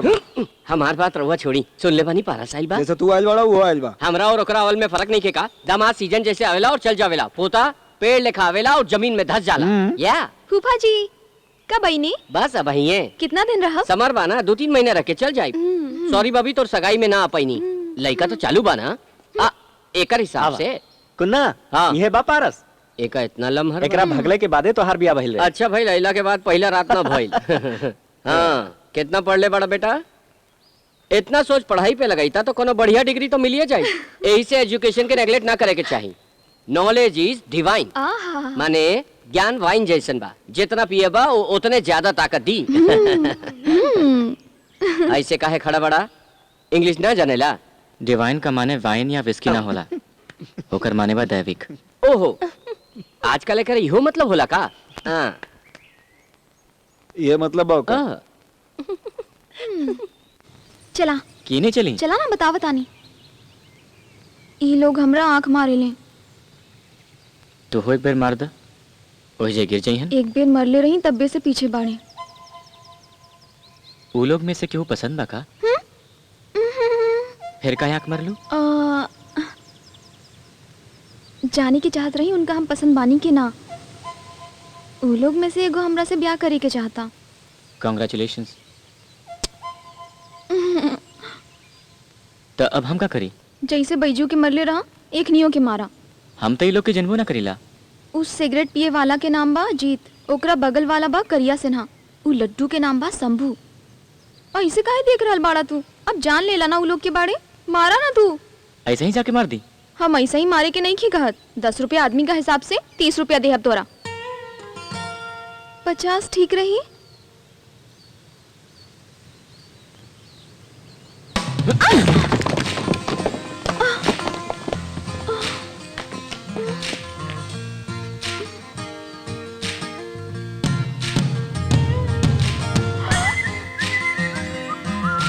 इस केस में हम कुछ भूल रहे हैं। 10:30 बजे शिव शंकर राय मीटिंग में आया था, 11:15 बजे स्टेज पे आया था ना और सर 11:10 उसके पे वो बाद- डायरेक्ट स्टेज पे आके भाषण शुरू कर देला उसके बाद सर। एक सेकंड अरे सर 10:30 बजे शिवशंकर आइलस 11:10 के भाषण शुरू कैलस 11:13 के गोली लागल 11:20 के पुलिस बिल्डिंग के घेरलस 11:25 के खूनी ट्रेन पे कूद के फरार हो गई सर। वेट वेट वेट वेट फिर से बताओ। सर 11:10 के भाषण शुरू कैलस 11:13 के गोली लागल 11:20 के पुलिस बिल्डिंग के घेरलस 11:25 के खूनी ट्रेन पे कूद के फरार हो गई सर। जिसने शूट किया वो इतना रिस्क लेकर बिल्डिंग से रेलवे प्लेटफॉर्म पर जंप क्यों लगाएगा? रोड से क्यों नहीं गया? तबले पुलिस बिल्डिंग के घेर ले रहे सर। नो नो नो 11:13 पर शूटिंग हुई और 11:20 को पुलिस वहां पहुंची, मतलब बीच में 7 मिनट का समय था। वो तो बिल्डिंग से नीचे आकर चाय पीकर जा सकता था। सही बात सर। बाकी उस समय रोड पे एगो भयंकर एक्सीडेंट भइल रहे। रवि जी सर एक्सीडेंट भइल रहे। कहाँ पर? जौन रास्ता में कार और टैंकर के टक्कर भइल रहे। ये रोड पर सर। ये लेन में पेट्रोल टैंकर यू टर्न लेत वक्त कार से टकरा गई रहे सर। गाड़ी रुको, बैक करो, stop stop.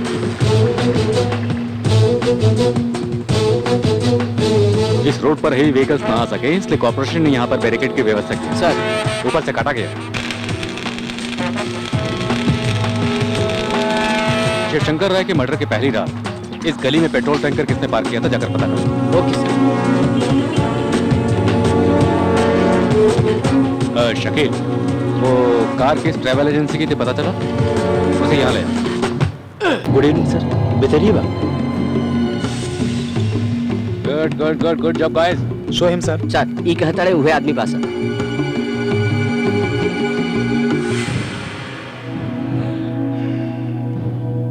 Petrol tanker park करने वाला और कार पार्क करने वाला आदमी एक ही है। हाँ? प्रिंटेड।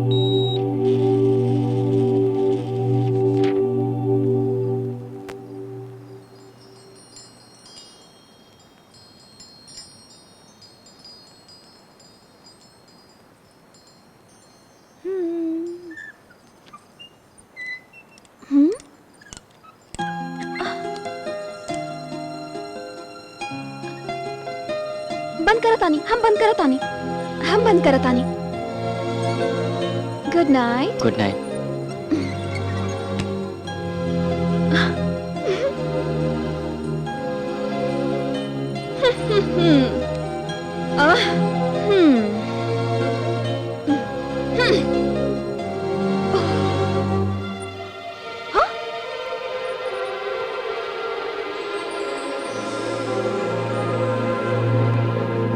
हम बंद करत आनी। स्क्रू लूज बा। के करबा? एकर बा। Good night. Good night.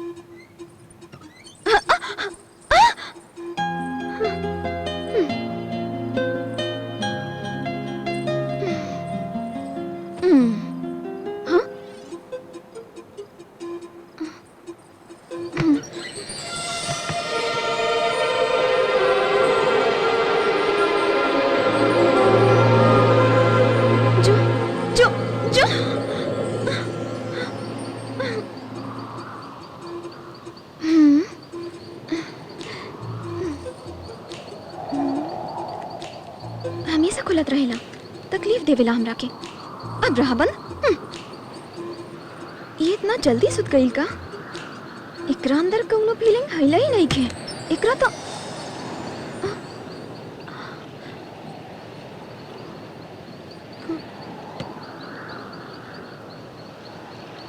कौनो आवाज सुनाई देत रहे यही से हम हमार बा सुतला पे एने लग जाई यही से ओहिजा रख ले रही।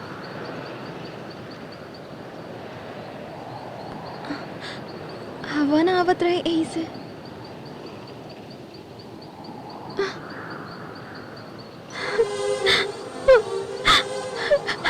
तका हम ही दरवाजा खोलले बानी, सौसे खिड़की सब खोलले बानी। हमार दिमाग खराब हो गइल बा। ये समझ रहल बाड़ा ना तू? हम तो ऐसा ना कहनी। कहला की जरूरत नहीं के, हम बूझतानी। पुलिस चोर के देखेली ओसा ही देखत आड़ा। हमार आँखें ऐसे नहीं। आहा हमार फ्रेंड्स लोग के त ऐसे देखत रहला जैसे कौनो फिल्म के बड़का हीरो बाड़ा। हम तो हीरो नहीं खी, बाकी तू हीरोइन जैसन जरूर एक्सपोज कर रहल बाड़ू। ओके कम कर, नहीं के देखल जात। तू ना छी दुखी हो के अपना बीपी बढ़ावला की जरूरत नहीं है। एकरा बीच में रख दे तना दरवाजा खुली ना मिस इंडिया के देखे के पड़ी। कब आऊ? कुर्सी काहे खातिर? ये सब लूज बना यही से। स्क्रू दरवाजा पे रख दे, अब तो ना खुली ना। कुर्सी से का होई?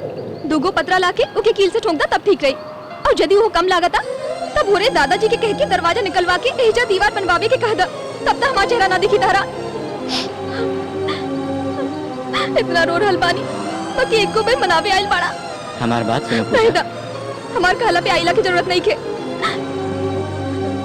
अब देख ला ना, यदि साचू मनावे के मन रहे तब मना कइला पे तू रुकता का? तहरा ता हम पहले ही से पसंद ना रहनी है। हम ही बेशरम लेखा तोरा पीछे घूमत रहनी है। हम तारा कितने बेर नाम से पुकारनी, बाकी एक को बेर तू हमरा के पूजा वो प्यार से कब बुलौले बाड़ा। सुनो पूजा, अब रहेदा पहले बुलौले रहा। तोरा का तू गोर बाड़ा, लम्हार बाड़ा, इंग्लिश बत्ते आवेला के हुआ तारा ओरी देखी, हमरा ओरी के देखी के तोरा ना देखलस? और के का पूछा ताड़ा? तू कब्बो देख ले बाड़ा, हमरा कब्बो लइकी लेखा देख ले बाड़ा। तू का बात कर रहल बड़ पूजा? कब्बो कहला जे हमरा पे ई ड्रेस नीमन लाग रहल बा। कहे वाला रही, सोचनी अच्छा ना लगी। हम का पहिरेली कब्बो देखेला तू? काहे? हमरा लगे आंख नहीं के। ठीक बात बतावा, हमार ओढ़नी के रंग का बा? नीचे मत देखा तू, बतावा। एकर उकर का संबंध बा? तारा के कहला जे तू सुंदर नहीं खो? तू कहले रहा।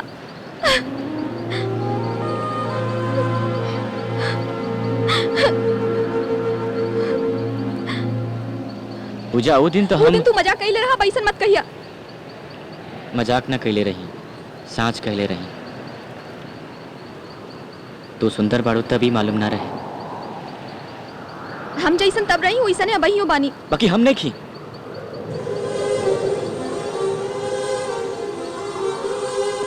हमने रोज वो चांद के वहां देखी ली, बाकी कब्बो कब्बो वो अच्छा लगेला। वो रोज एक ही जैसन रहे, वो ना बदलेला, ई बदलेला। ना समझ लो तोरा क्यों देखले सोही से हम दीवार के तोड़ले रही। वो दिन तोरा छोले सही खातिर हम ओकरा बैजू के। हाँ बैजू ओकरा मरले रही। कैसे तोरा समझाई? हम दोसर जैसे नहीं खी पूजा, जियल ना आवत रहे, अब जिए के सीख रहल बानी। बाकी अब यूं समझ में नहीं ख्याल। तू दरवाजा लगे बैठ के देखत रहलू जे काहे नहीं के खुले, और हम दूसरा वरी खड़ा होके दरवाजा खुले के इंतजार करत रहनी। इतने फर्क बा हमनी में।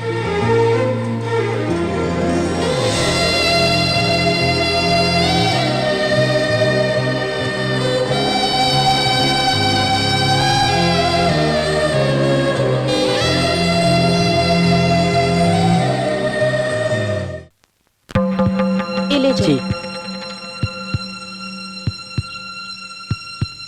केकरा खातिर? केहू खेत खरीदे आइल बा। हमनी खेत बेच रहल बानी। सोना बेचले बगैर, जमीन बेचले बगैर शादी ब्याह ना होखेला। तोहार दीदी के ब्याह में 10 लाख के खर्चा आ रहल बा, इहे खातिर जमीन बेचे के पड़ रहल बा। 1 एकड़ के लगभग 3 लाख पकड़ के चल जा। नदी के बगल वाला जमीन बाजी। 1 एकड़ खेत में 40 बोरे के ऊपरे धान हो जाला। हाँ अब रहुआ इतना जल्दी बा पैसा के था 2 से बेसी ना दे पाई। ना दे पाई हन। हमनी के अभी जरूरत बा, यही से कम रेट बोल रहल बानी। ई तो होखबे करेला, जब बेचे के होखे तो बासमती के रेट और खरीदे के होखे तो उसना के रेट। मजाक रहुआ के समझ में ना आइल तो चली, बाकी पैसा हमनी के 1 हफ्ता में मिल जाए के चाहिए। राउर लोग के दस्तखत के काम होगला तक 10 लाख और बाकी के बाद में जमा कर दे। हम ये करवा दिया हन। हमनी के परिवार पढ़ल लिखल बा, हर केहू ये दस्तखते करेला। अपना पोता से भी करवा दे। आप करवा दे। आप कर दी। ना करे की तो कोनो मतलब नहीं के। हमार मतलब ही रहे जे बाद में कोनो तरह के दिक्कत ना आवे के चाहिए। जे 3 लाख के जमीन के हमने मात्र 2 लाख में ले बानी, ई बात पे गुस्सा भी आ सकेला ना, बाद में बात गड़बड़ हो जाए।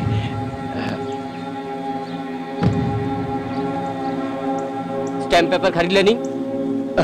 खरीद तो ले ले बानी, बाकी ओसे आगे हमने ना बढ़ा। हमने जाए दी मिश्रा जी, हमने खेत ना खरीद सके। ना खरीद सके नहीं। का भइल रहुआ के जी? हम पसंद नहीं की या हमार रेट पसंद नहीं के मालूम नहीं खे, बाकी राउर पोता के राउरी खेत बेचल पसंद नहीं खे। हमने के माफ कर दी। हमने चाहता नहीं। पसंद ना रहे तो पहले कहता ओखनी के सामने बेइज्जत काहे कैला।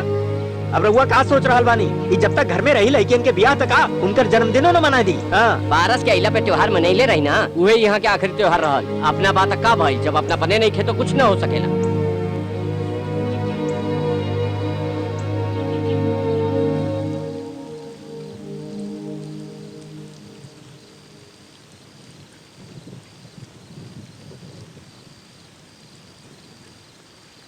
के बा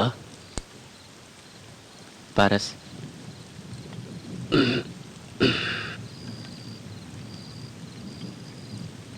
का चाही? रउआ से बात करे के रहे। काहे भोरे पुराना भइल का? ऐसे ऐसे करके बहुत धमकी देले बड़ा तू। खेत खरीदे वाला लोग के मार दे बा तू, हैं? बड़ा आयल सब के होके उंगली दिखा के धमकावे वाला। कितना चाहिए? हाँ, ललिता के ब्याह खातिर कितना चाहिए? 10 लाख चाहिए। काहे तू देबा का?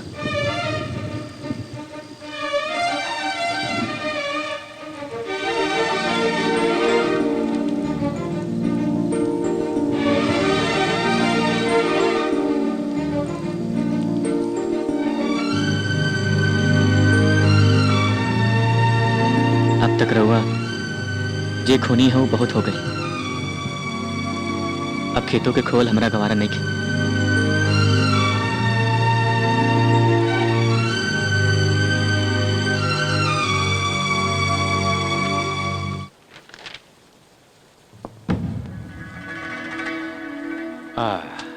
Come sit down. आप ही के बारे में पढ़ रहा हूँ। 1991 बेलापुर, हाँ? लोकल लीडर को मीटिंग करते समय मारा था। हाँ? Well, coming to the point, हाल ही में वैसा ही एक और मर्डर हुआ है, विपक्ष के नेता शिवशंकर राय।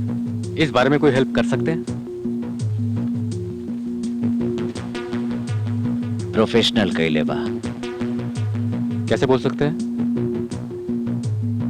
टेलीस्कोपिक गन, माथा के बीच में बुलेट, महान मर्डर। ओह, कितना चार्ज करते होंगे? 1 करोड़ या 2 करोड़। इतना? ये नौकरी वोकरी छोड़ के ऐसे ही कुछ शुरू करना चाहिए, तो लाइफ एकदम सेट हो जाएगी। खैर बताइए, इतना पैसा वो लोग रखते कहाँ हैं? बैंक में। बैंक में? वही जा पैसा छुपावे से केहू के डाउट नहीं क्यों? सच में नहीं होगा। इस केस में जिधर भी जा रहा हूँ रास्ता बंद नजर आ रहा है। शिवशंकर राय मर्डर स्पॉट के करीब एक एक्सीडेंट हुआ था। एक कार और एक पेट्रोल टैंकर टकरा गए थे। इसमें सबसे अजीब बात यह है कि दोनों गाड़ी एक ही आदमी ने किराए पर ली थी। वैसे इस एक्सीडेंट में वो आदमी मारा गया, उतर नहीं सका। ये न मर सकेला। ये हमरा लगे काम करत रहे। ये खाली एस्केप प्लान करेला, मर्डर के वो और ही करेला। कौन? जुगनू। जुगनू कैसा दिखता है? लम्हर बा। आंखें आंखें कैसी दिखती हैं? शिकार करत समय शेर जैसन दिखेला, गुस्सा में एकदम लाल स्ट्रेट। वो रउआ के ना मिली।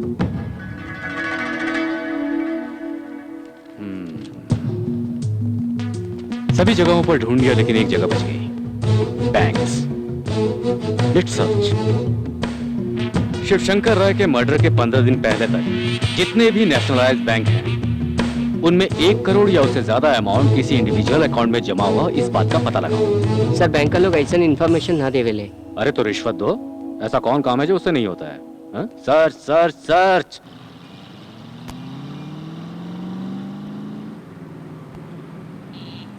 एक लाख के लोन लेवे खातिर का करे के होई? पहले के लोन चुकावे के होई। ओकरो चुकावे खातिर लोन। मिश्रा जी यहाँ कैसे? हमार पोता पारस आइल बा। हाँ, पता चलल बा, लौट के आइल बा। चली बढ़िया बात बा। वही चेक देले बा। हाँ। हम तालुका मंजरी बैंक से बात कर रहल बानी। अकाउंट नंबर 791849 से हमरा के चेक आयल बा। हाँ, कस्टमर के हम बढ़िया से जानी ला। यदि रहुआ बैलेंस चेक करके बता दे हब तो हम कैश पे कर दे हब, बाकी हम बाद में देख ले। बैंक अच्छा बना सर। लड़की भी अच्छी है ना? सर वो अंदर बनन सर। हेलो सर, नेम जुगनू कुणाल सर। अकाउंट नंबर 791849 पिछला 2 बरी से अकाउंट ऑपरेट कर रहा बा। अच्छा, पहचानकर्ता का कोई डिटेल है क्या? रिकॉर्ड के एड्रेस पे इंक्वायरी करे पे पता चला रॉन्ग एड्रेस बा। फिलहाल कितना अमाउंट है? 1 करोड़ बा सर। हाल में कोई ट्रांजैक्शन? कुछ दिन पहले 10 लाख एगो बैंक में ट्रांसफर भइल बा। कहाँ पर? कनक मंदिरा ग्रामीण बैंक। क्या नाम है? प्रशांत। आपका नहीं, वो जुगनुकुना। ऑफिस चलिए सर। हाँ, ताल्लुक बोलो।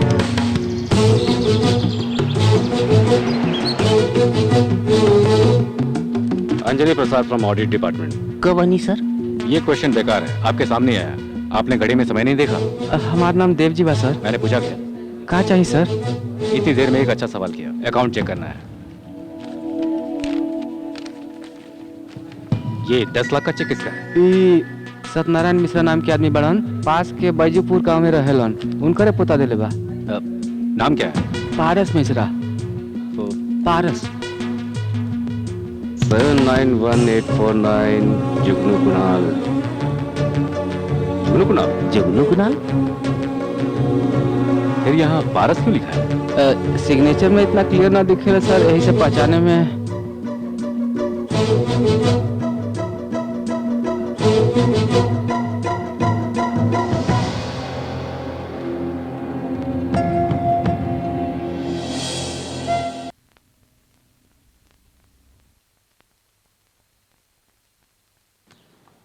हेलो जुगनू। हाँ,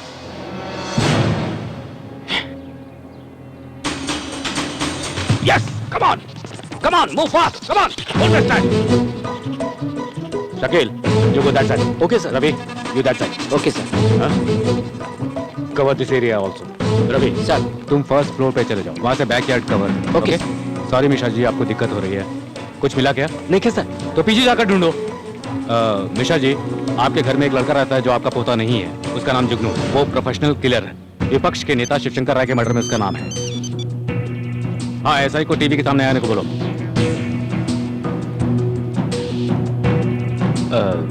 आई एम सॉरी टू से दिस, आपका पोता ट्रेन में ही चल बसा। उसकी बॉडी गांधी हॉस्पिटल मोर्चरी में है। क्या हुआ? कहूँ नहीं कि सर। मुझे पता था नहीं मिलेगा।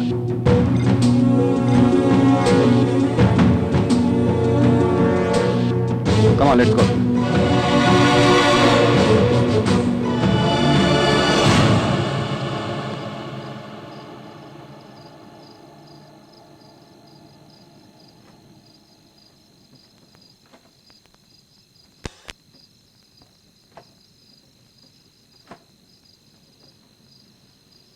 हमनी के घर के पोता, हमनी के घर के बाकी ना बाहर के केहू आके बतौलस, तबले हमनी के पता न चलल। ओकरा आइला पे रंगोली, ओकरा आइला पे मिठाई बनल और ओकरा कारण चिल्लेबो कैनी सर। अब देखी 4 लोग में गधा बन गई नहीं। यही से केहू के आइला पर स्वागत ना करे के चाहिए, पूछताछ करे के चाहिए। 12 बरिस के बाद घर लौट के आयल इंसान के पारस ना समझब तो हमनी और क्या समझब? पोस्टमैन समझता। भगवान के कृपा से शादी होखला के बाद पुलिस आयल, पहले आयल होके तब। और का होके उठावल गई पत्तल, उठावल गई कुर्सी और निकालल गई तोरन सबके बीच हमनी घूमत रह जाती और हमनी के लड़की जिंदगी भर खातिर घरे में रह जाए। कितना आराम से कह देनी भाई साहब, बियाह टूटाई तो और कुछ बात जाई। 10 लाख खर्चा जो कैले बानी का कहल जाओ। अभी सब हमनी के बदनसीबी बानू। पुजारी जी के घर राम जी गइलन और हमनी के घर चलाइल रावण। हमरा लगा था हमनी के पारस के उहे मरले हो सकेला। जब शिवशंकर के मार दिलस तो ई कौन बड़का बात बा? ठीक कहला। अच्छा भइल पुलिस एजा आ गइल, ना था मर्डर के शक हमरे ऊपर लोग डाल हो देता। सकत रहे। हाँ करेक्ट सर, वो बहुत खतरनाक बा। यदि वो खतरनाक ना रहित तो नरसिंह के माथा पे बंदूक रख के खेत से घेरा निकलवा सकत रहे। वो जौन कैले बाऊ के करो के पता नहीं खे।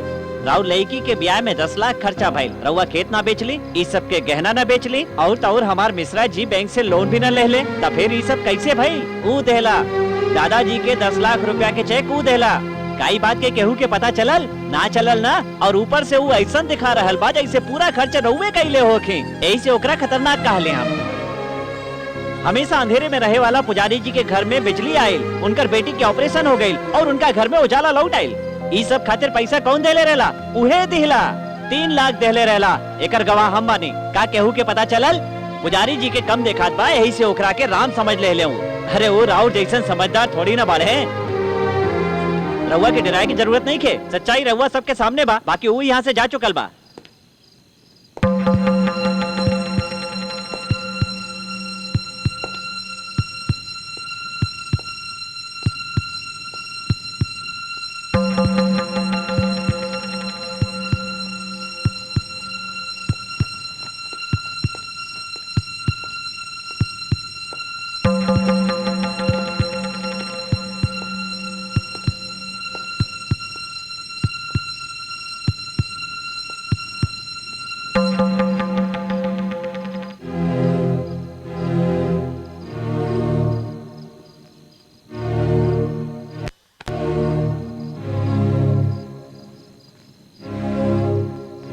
जकरा सांच कहे के हिम्मत नहीं खे ओकरा झूठो कहे के हक नहीं खे। हमरा में हिम्मत बा। हमें जा ई सांच बतावे आयल रही जे हम पारस नहीं खे। बाकी उनका देखला के बाद पारस ना आ सकी ई बतावे के चाहिए। और जब रहुआ के देखनी तो हमरा वो बतावे की हिम्मत ना भई। हम सबसे झूठ बोलनी, बाकी हम खाली झूठ बोलनी, धोखा ना देनी। वैसे ही दोनों में फर्क का बा? सांच ना बतावल झूठ बा, झूठ के सांच में बदलल धोखा होखेला। हम झूठ कहनी जे हम पारस बानी, बाकी पारस बने खातिर धोखा ना देनी। यही से केहू शक कैलस तब ओके सहनी, केहू बेइज्जती कैलस उहो सहनी। प्यार करे वाला के सामने सिर झुका देनी। पुलिस लोग से बच के निकलला के बादो एजा आवे के एक के कारण बा दादाजी। हमरा दू लोग के सवाल के जवाब देवे के रहला है। एक रहुआ बानी और दूसर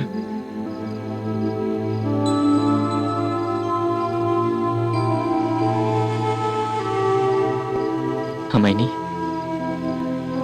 सब बताई नहीं। अब राव और मर्जी।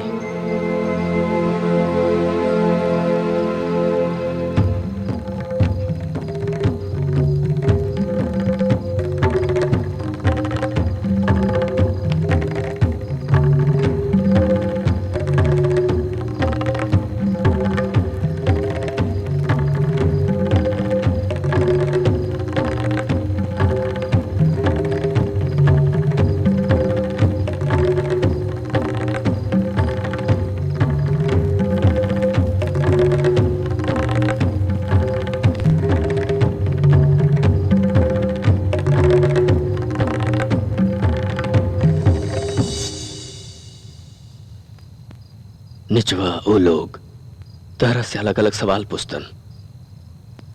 काहे खातिर तू पारस बनला, काहे तू ऐसन कैला, काहे तू ऐसन कैला।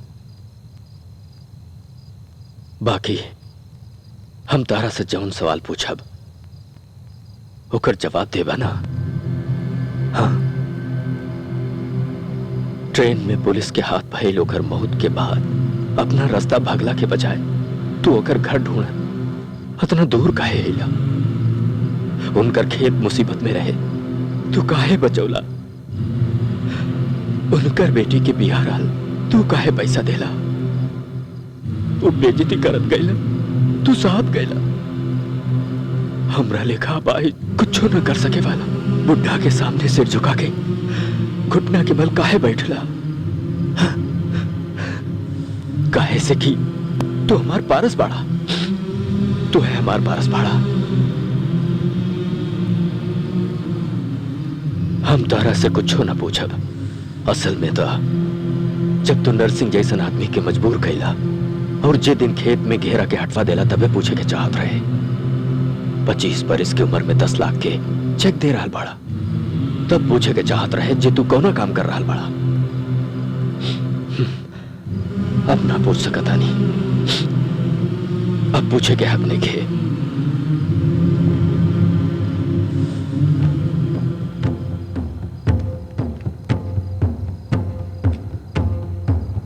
ये हम बड़ शौक से ओके दिलवले रही, तभी ओकर जान ले रहे। बाकी अभी तहार जान बचाई। सब कह रहा बाड़े जे तू जुर्म कैले बड़ा। हम कह रहा बानी जे तू जाके युद्ध करा।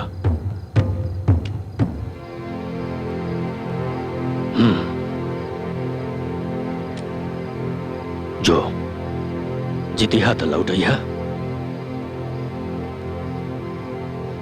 ना जीत पैला तो तहार का भइल हमरा के मालूम ना लगे दिया। ए उम्र में अब हमरा के साथ छूट जाने की जरूरत नहीं है। अब हो गई तोहरा वजह से वो हम बहुत देख ले बानी बस।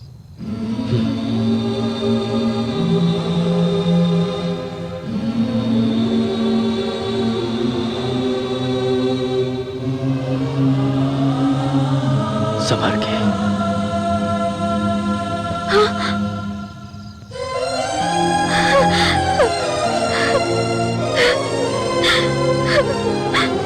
हम साथे चलब।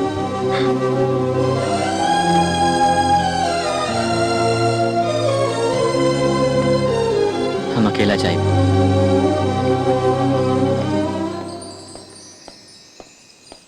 हारू क्या भी सर?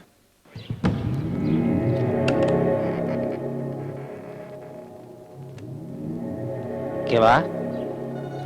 तोरा मालूम बा? है फोन कैला तू? शिवशंकर के खून के कैलस। हमरा नहीं के मालूम। तोरा मालूम बा? सच में नहीं के मालूम। सर ई पार्सल आइल बा। तोरा ही जाके बुलाइल बा। हम ही भेजले बानी। हेने दा। शिवशंकर के मारे खातिर वो दिन फोन पे जे बात भइल रिकॉर्ड कर ले बानी। साँच न बताई तो ओरिजिनल सीबीआई लगी भेज दे। कितना चाहिए तोरा? कहा चाहिए ई पूछे बटुकराए। वो दिन हमरा से बात कैला के बाद जेकरा से बात कैले रहा के बाऊ का बात भइल रहे। ई कोनो लाइब्रेरी नहीं खे जो तू साइलेंट बाड़ा बटुकराए। बतावा। आखिरी बेर पूछ रहल बानी बटुकराए। यदि ओकरा बादो न बतौला तो तोरा हमके देखे के पड़ी। तोरा मालूम है बा हमरा देखला के बाद कुछ और देखे खातिर तू ना रहबा। त देखबा या बतैबा? बता नहीं। वो दिन तोरा से फोन पे बतियौला के बाद हमरा दूसरा फोन आइल। वो फोन कैले रहे तार दोस्त बल्लू। हमरा वाला कितना कहलस? 1.5 करोड़। 75 देता हम कर दे। 1 मिनट। तारा 75 तो ना 2 करोड़ दे। अब बाकी मिस ना होके के चाहिए। ठोक दिया।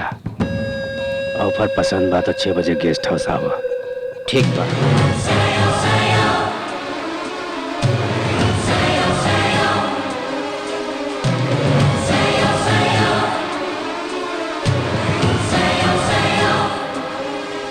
बलुआ के नेबा पुरनका संत मेरी चर्च में। चाहे तो ओकरा के मार दो, हम बीच में ना आए। बिहान जब हम सीएम बन जाए तो तहार पर के सबसे केस उठवा दे। एकर ओरिजिनल केसेट हमरा के दे दा। सॉरी बटुकराए, हम तोरा से झूठ कहनी। वो दिन के बाद हम रिकॉर्ड ना कैले रही। तो खाली बा। बाकी आज के बाद हम रिकॉर्ड कैले बनी।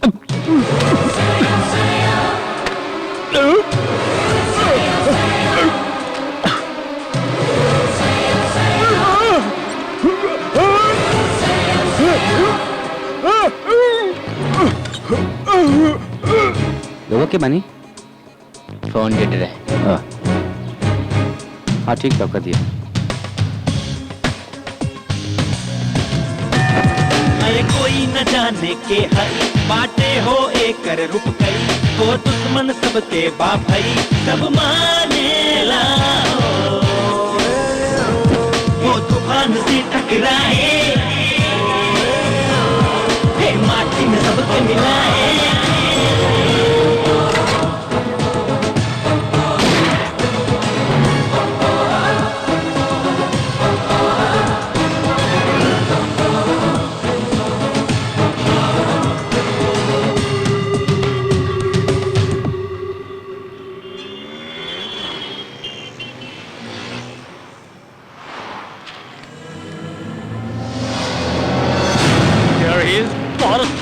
Come on, get that car.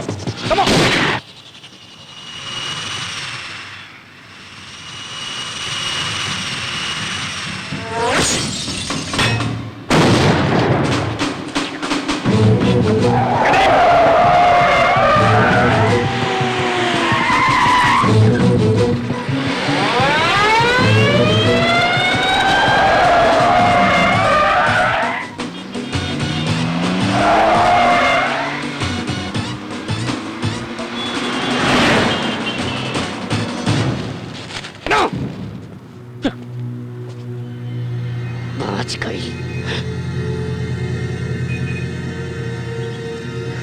तुमने गोली क्यों चलाई?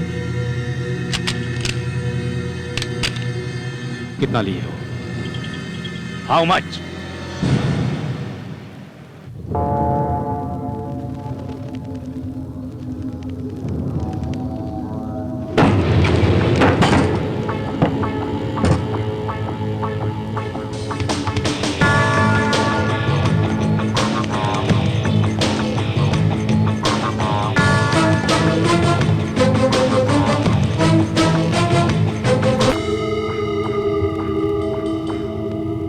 ऐसा काहे कल बल्लू? तहरा से कोनो दुश्मनी नहीं खे, बाकी प्यारो नहीं खे। दोनों मिल के मारत रहनी है एक दूसरा खातिर। मारल जाई हमने के बीच में इतना रिलेशन कबो न रहल। एक दूसरा के मारे जितना दुश्मनियों तना रहे, बीच में हम इतना ना सोचनी। एस्केप कैला पर तू हमरा के 50 लाख देत रहा, बट ओकरा मर्डर खातिर 2 करोड़ देत रहे। ओके, ओकरा मार के तोहरा पे डाइवर्ट करे के हमरा 2.5 मिले वाला रहे। बस इतने बा और कुछ ना सोचनी। गलत कैला तू बल्लू, गलत कैला। हमने जी कर रहल बानी उहे गलत बा। वो गलत के और सही तरीका से कइल ज्यादा गलत बा। मारल गलत नहीं खे बल्लू, हमनी के मारे वाला के मारल युद्ध बा। हमनी के चाहे वाला के मारल पाप बा। हमनी के धोखा देवे वाले के मारल न्याय बा। तू पाप कैले बड़ा,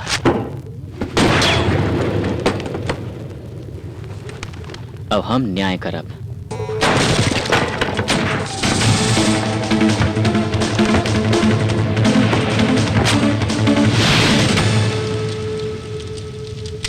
लेट हो गई ला बल्लू।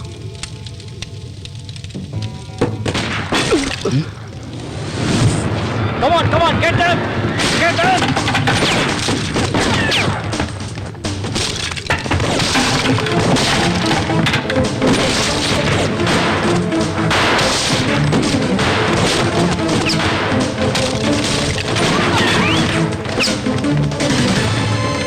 Come on, get them! Faster! Hey, shoot him! Go, shoot him! Go!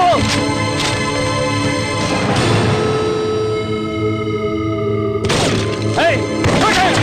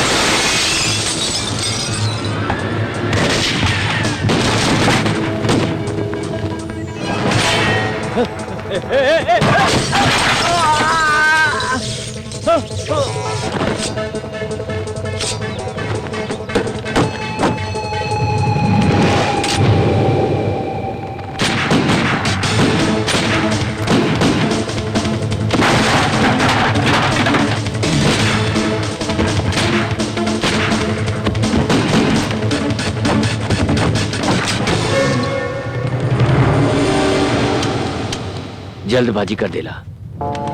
अच्छा लोग जिंदा ना रहे के चाहिए, अच्छा ना लगेगा।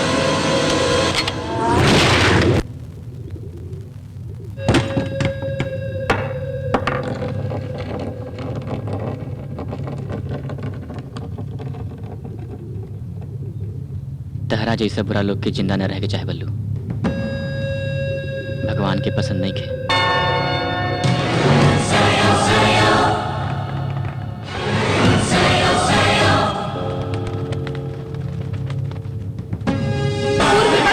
शिवशंकर राय के बेटा प्रताप राय कुंदनगढ़ विधानसभा क्षेत्र से भारी बहुमत से चुन लियल गई बाड़न। विधानसभा में 175 सीट मिलला की वजह से नव समाज पार्टी सरकार बनावे के दावा करे वाला बा। ई पता चलल बाद जे मुख्यमंत्री बटुक राय के साथ बाड़न। शिवशंकर राय, शिवशंकर राय, शिवशंकर राय।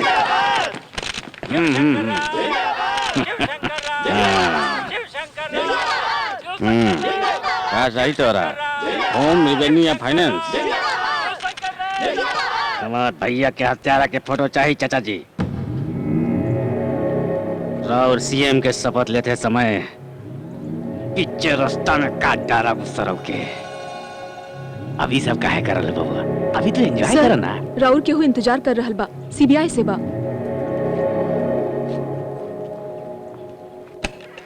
हाँ रवि, का भइल हो? ओकरा टपका देला कि ना? सॉरी सर, मैं हूं अंजनी प्रसाद, रवि का दोस्त। वो नहीं आ सकेगा। थैंक यू सर। वो कहाँ बा? जेल में है। He is arrested. इंट्रोगेशन चालू है। आप इस कैसेट के लिए टेंशन में होंगे, इसीलिए लेता है। चाहे तो ओकरा के मार दो, हम बीच में ना आए। बिहान जब हम सीएम बन जाए तो तहार पर के सबसे केस उठवा दे। हम ये हमार वॉइस नहीं है, केहू मिमिक्री कइले बा। फिर से एक बार सुनिए सर। सच में नहीं के मालूम। सर ये पार्सल आइल बा। तो राइजा के बुलाइल बा। पता नहीं कौन है, पर आपकी सेक्रेटरी की अच्छी नकल की है। वीडियो दिखौला पे ओकर ग्राफिक्स बोले ले, बाकी ऑडियो कैसेट कोर्ट में कहाँ चले वाला बा। अगर चलियो गइल तो सुनवाई और तारीख होला तक न तू रहबा न हम ही रह। मान लिया, लेकिन बाहर शिवशंकर राय का भाई बैठा ना, उसे प्रॉब्लम होगी। जवान है ना, कोर्ट जितनी सब्र नहीं है उसमें। टेप सुनते ही काट डालेगा वो। बटुक राय जी, शिवशंकर को मारने के बाद आप सीएम बन जाएंगे, लेकिन उसे मारने के बाद आप खूनी बन जाएंगे। इतनी छोटी सी लॉजिक आपके दिमाग में नहीं है?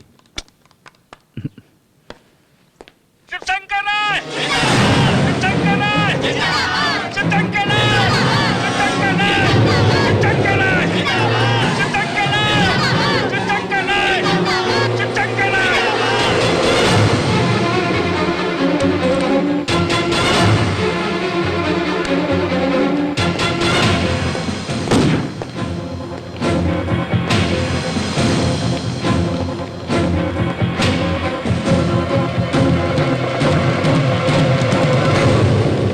गंगा घाट, जहाँ पारस की अस्थि बहावल जाएगी। पारस, तू हमरा के सब कुछ दिला।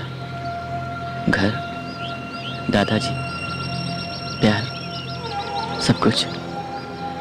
हमें तहरा के कुछ ना दे पैनी। एक कप काफी हो ना।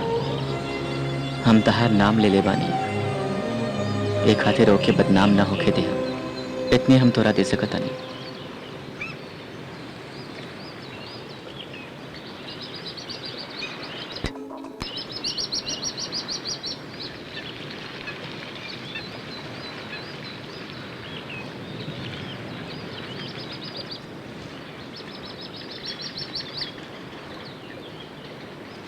शिवशंकर राय का मर्डर करने वाला एक्सीडेंट में चल बसा।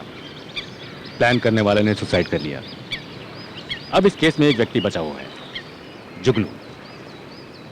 और पारस, क्या चल रहा है? गो, दादाजी को सॉरी कहना मत भूलना। बाय द वे, अब तुम्हें इसकी जरूरत नहीं पड़ेगी।